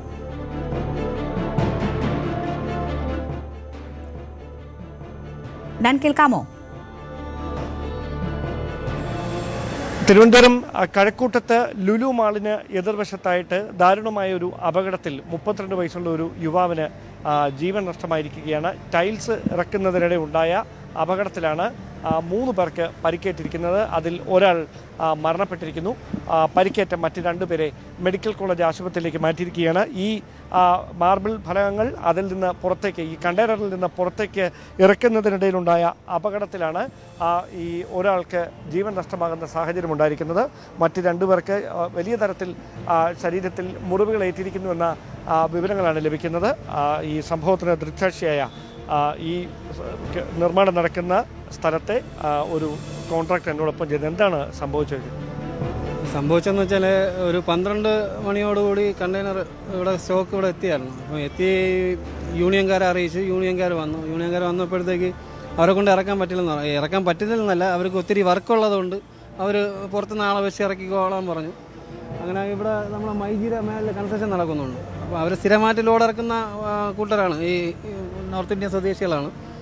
അപ്പം പുള്ളി 3 പേര് അകത്ത് കണ്ടെയ്നറിൻ്റെ അകത്തും 5-6 പേര് താഴെ നിന്ന് ഓരോ പീസായിട്ട് ഇറക്കിക്കൊണ്ടിരിക്കുകയായിരുന്നു. അപ്പോൾ ഈ 2 ലെയറായിട്ടാണ് കണ്ടെയ്നറിനകത്ത് വെച്ചിട്ടുള്ളായിരുന്നു. അപ്പം ഒരു ലെയറിൽ നിന്ന് എടുത്ത് കുറച്ച് സാധനങ്ങളൊക്കെ താഴെ ഇറക്കി, ഒരു 10-20ഓളം പീസ് താഴെ ഇറക്കിയിട്ടുണ്ട്. ഇത് ഇറക്കി വെച്ചിരിക്കുന്നത്.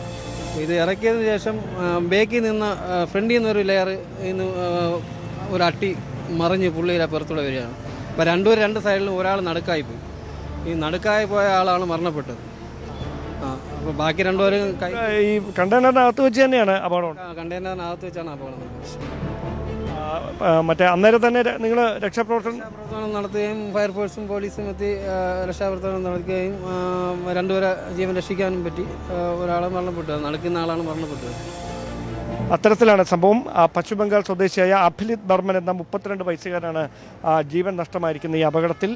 പേട്ട പോലീസാണ് തുടർ നടപടികൾ സ്വീകരിക്കുന്നത്. അഗ്നിശമന സേനയും പോലീസും നാട്ടുകാരും ചേർന്ന് സമയോചിതമായി നടത്തിയ ഇടപെടലിലൂടെയാണ് മറ്റ് 2 പേരുടെ ജീവൻ രക്ഷിക്കാനായത്. അവരെ പരിക്കുകളോടെ മെഡിക്കൽ കോളേജ് ആശുപത്രിയിൽ പ്രവേശിപ്പിച്ചിരിക്കുകയാണ്. നമുക്കറിയാം, ഈ ഇത്രയും വലിയ മാർബിൾ പാളികൾ, അതിലേറ്റവും വലിയൊരു പാളി പൊട്ടി, അതിലൊരെണ്ണം പൊട്ടി വീഴുകയും തുടർന്ന് അതിനോടൊപ്പം ഉണ്ടായിരുന്ന മറ്റുള്ളവ കൂടി ഈ 3 പേരും നിന്നിരുന്ന സ്ഥലത്തേക്ക് ഈ കണ്ടെയ്നറിൻ്റെ ഉള്ളിൽ വെച്ച് തന്നെ പതിക്കുകയുമാണ് ചെയ്തത്. അങ്ങനെയാണ് ഈ ദാരുണമായ അപകടം ഉണ്ടാകുകയും ഒരാൾക്ക് ജീവൻ നഷ്ടമാകുകയും ചെയ്തിരിക്കുന്നത്. ക്യാമറമാൻ അരുണിനൊപ്പം ഡാൻ കുര്യൻ, ന്യൂസ് 18. എന്തായാലും ദുഃഖകരമായ ഒരു വാർത്തയാണ്. ഒരു അതിഥി തൊഴിലാളിയുടെ ജീവനാണ് നഷ്ടമായിരിക്കുന്നത്. 2 പേർ പരിക്കേറ്റ് ചികിത്സയിലുണ്ട്. പത്തനംതിട്ട ജനറൽ ആശുപത്രിയിൽ രോഗിയുടെ തലയിൽ ചക്ക വീണ് പരിക്കേറ്റു. ഓമല്ലൂർ സ്വദേശി എൻ ഗംഗാധരൻ നായർക്കാണ് പരിക്ക് പറ്റിയത്. അത്യാഹിത വിഭാഗത്തിന് മുൻപിലുള്ള പ്ലാവിൽ നിന്നാണ് ചക്ക അടർന്നു വീണത്. ചക്ക വീണതോടെ ഗംഗാധരൻ നായർ ബോധരഹിതനായി. സംഭവത്തിൽ വ്യാപക പ്രതിഷേധമാണ് ഉയരുന്നത്. ചക്ക കിട്ടി യൂത്ത് കോൺഗ്രസ് പ്രതിഷേധിച്ചു.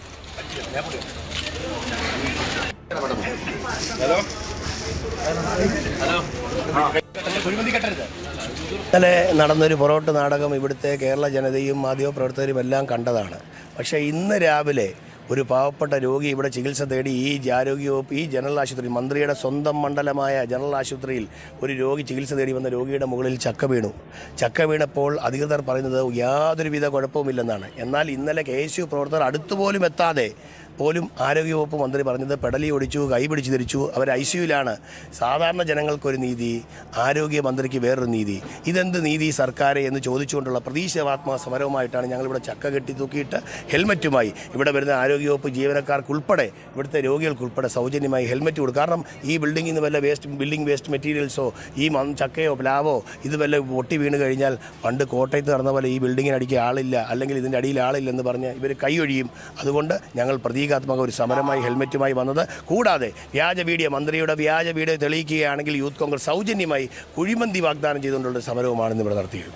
എന്തായാലും ആരോഗ്യവകുപ്പിനെതിരെ വലിയ രീതിയിലുള്ള പ്രതിഷേധങ്ങളൊക്കെ നിൽക്കുന്ന സമയത്താണ് ചക്ക വീണും ഒരു വിവാദം ഉണ്ടാകുന്നത്. ശശിനാരായണൻ വിവരങ്ങളുമായി ചേരുകയാണ്. ശശി, മലയാളികളെ സംബന്ധിച്ച് ചക്ക എന്ന് പറയുന്നത് അവർക്ക് ഇഷ്ടപ്പെട്ട പഴവർഗ്ഗമാണ്. പക്ഷേ അതൊരു അപകടത്തിലേക്ക് നയിച്ചിരിക്കുന്ന സാഹചര്യമാണ് പത്തനംതിട്ട ജനറൽ ആശുപത്രിയിൽ ഉണ്ടായിരുന്നത്. ദൗർഭാഗ്യകരമെന്നേ പറയാനുള്ളൂ. എന്തായാലും ഈ വ്യക്തിയുടെ, ഈ വയോധികന്റെ ആരോഗ്യനില എങ്ങനെയാണ്? അതും വലിയ പ്രതിഷേധമായി മാറുന്ന സാഹചര്യമാണോ ഇപ്പോൾ ഉള്ളത്? എന്താണ് യഥാർത്ഥത്തിൽ സംഭവിച്ചത്?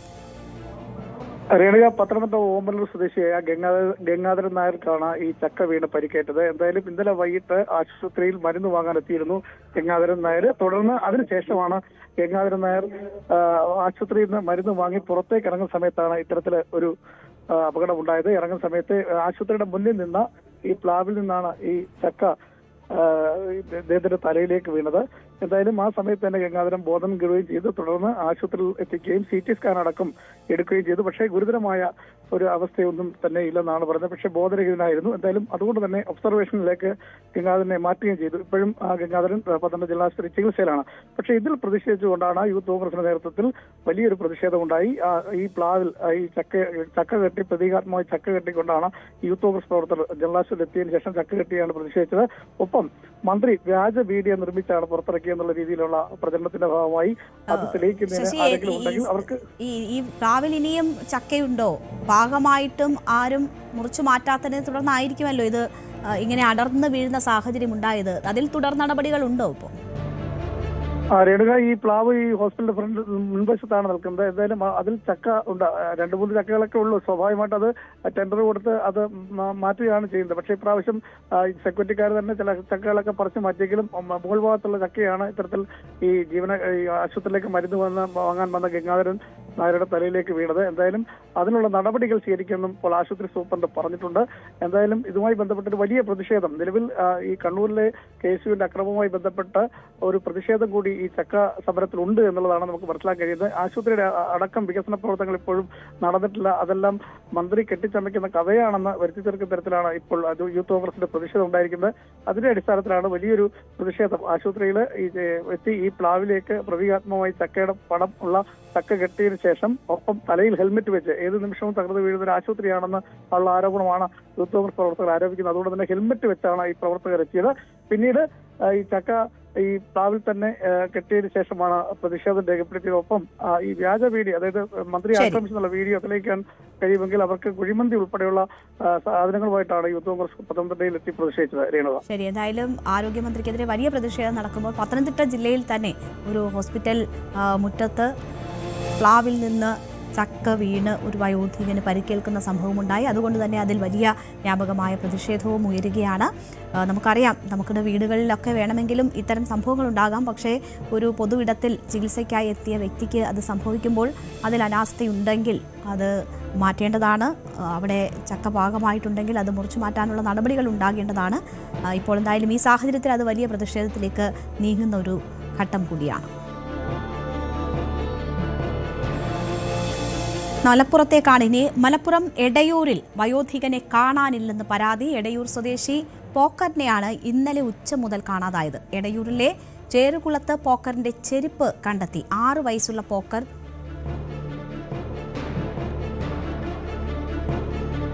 60 വയസ്സുള്ള പോക്കർ ഇന്നലെ സഹോദരിയുടെ വീട്ടിൽ പോയതായിരുന്നു. ഓർമ്മക്കുറവുണ്ടെന്ന് ബന്ധുക്കൾ പറയുന്നു. VK ജിഷാദ് വിവരങ്ങളുമായി ചേരുകയാണ്. ജിഷാദ്, എന്താണ് ഇദ്ദേഹത്തിന്റെ മിസ്സിംഗുമായി ബന്ധപ്പെട്ട് മനസ്സിലാക്കുന്നത്? ബന്ധുക്കൾ എന്താണ് ഇതിൽ പരാതി നൽകിയിട്ടുണ്ടോ? എന്താണ് അവരുടെ ഭാഗത്തു നിന്ന് നമുക്ക് അറിയാൻ കഴിഞ്ഞത്? രേണുക, ബുധനാഴ്ച ഉച്ച മുതലാണ് എടയൂർ സ്വദേശി പോക്കറിനെ കാണാതായിട്ടുള്ളത്. ഇദ്ദേഹത്തിന് 96 വയസ്സാണ്. ഇന്നലെ അദ്ദേഹത്തിന്റെ സഹോദരിയുടെ വീട്ടിൽ പോയതായിരുന്നു. ഇത് അല്പം അടുത്താണ് ഈ വീട്. അവിടെ നിന്ന് മടങ്ങിയ അദ്ദേഹം പിന്നീട് വീട്ടിൽ തിരിച്ചെത്തിയിട്ടില്ല. വാർദ്ധക്യ സമയമായ ഓർമ്മക്കുറവുണ്ടെന്ന് പറയപ്പെടുന്നു വീട്ടുകാർ. വീട്ടിൽ തിരിച്ചെത്തിയതിനെ തുടർന്ന് കുടുംബം വളാഞ്ചേരി പോലീസിൽ പരാതി നൽകുകയായിരുന്നു. ഇപ്പോൾ പോലീസും നാട്ടുകാരും ചേർന്ന്, അതായത് എടയൂർ പഞ്ചായത്തിലെ ചേരുകുളത്ത് കുറ്റിക്കാടിന് സമീപത്ത് ഇദ്ദേഹത്തിന്റെ ചെരുപ്പുകൾ കണ്ടെത്തിയിരുന്നു. ഇതിന് സമീപത്ത് ഒരു കോറിയുണ്ട്, അവിടെയും തെരച്ചിൽ നടന്നുകൊണ്ടിരിക്കുകയാണ്. തെരച്ചിലിന് നാട്ടുകാരും അതുപോലെ തന്നെ ഫയർഫോഴ്സ് അടക്കമുള്ള സംവിധാനങ്ങൾ ഉപയോഗിച്ചാണ് തെരച്ചിൽ നടക്കുന്നത്. കൂടാതെ ഈ പ്രദേശങ്ങളിലേക്കെല്ലാം പോലീസ്, അതായത് കുറ്റിക്കാടുകൾ അതുപോലെ തന്നെ കുളങ്ങൾ എന്നിവ കേന്ദ്രീകരിച്ചും അന്വേഷണം നടക്കുന്നുണ്ട്. എന്തായാലും വളാഞ്ചേരി പോലീസ് സഹായം അഭ്യർത്ഥിച്ചിട്ടുണ്ട്. ഇദ്ദേഹത്തിന്റെ ഫോട്ടോ വെച്ചിട്ട് തെരച്ചിൽ നടത്തുവാനും അതുപോലെ തന്നെ ഇദ്ദേഹത്തെ കുറിച്ച് എന്തെങ്കിലും വിവരം ലഭിക്കുന്നവർ. സാധാരണ ബന്ധുവീടുകളിലൊക്കെ ഒറ്റയ്ക്ക് പോയി തിരിച്ചെത്തുന്ന വ്യക്തിയാണോ പോക്കർ? രേണുക, ഇദ്ദേഹത്തിന് 96 വയസ്സുണ്ട്. വാർദ്ധക്യ സഹജമായ അസുഖങ്ങളും ഉണ്ട്. ഇന്നലെ വീട്ടിൽ നിന്ന് ഉച്ചയോടുകൂടിയാണ് മടങ്ങുന്നത്. പിന്നീട് വൈകിട്ട് സഹോദരി വീട്ടിൽ നിന്നും പോന്നെങ്കിലും ഇദ്ദേഹം വീട്ടിലെ തിരിച്ചെത്തിയിട്ടില്ല. അതിനെ തുടർന്നാണ് വളാഞ്ചേരി പോലീസിനെ ബന്ധുക്കൾ സമീപിക്കുന്നത്. എന്തായാലും ഇദ്ദേഹത്തിന്റെ മിസ്സിംഗ്, അതായത് ഇദ്ദേഹത്തിന് വേണ്ടിയുള്ള തിരച്ചിൽ നടന്നുകൊണ്ടിരിക്കുകയാണ്. രേണുക, ശരി, 60 വയസ്സുള്ള വയോധികനെയാണ് കാണാനില്ല എന്ന പരാതി ഉയർന്നിരിക്കുന്നത്. തെരച്ചിൽ തുടരുകയാണ്. ഓർമ്മക്കുറവുള്ള വ്യക്തിയാണ് എന്നതുൾപ്പെടെയുള്ള കാര്യങ്ങളുണ്ട്. അദ്ദേഹത്തിന്റെ ചെരുപ്പ് കണ്ടെത്തിയിട്ടുണ്ട്. അതും ചില സംശയങ്ങൾക്ക് ഇട നൽകുന്നതാണ്. എന്തായാലും തെരച്ചിൽ തുടരുന്നു. ജിഷാദാണ് വിവരങ്ങൾ നൽകിയത്. സ്പോട്ട് ലൈവിന്റെ സമയം ഇവിടെ അവസാനിക്കുകയാണ്. നന്ദി, നമസ്കാരം.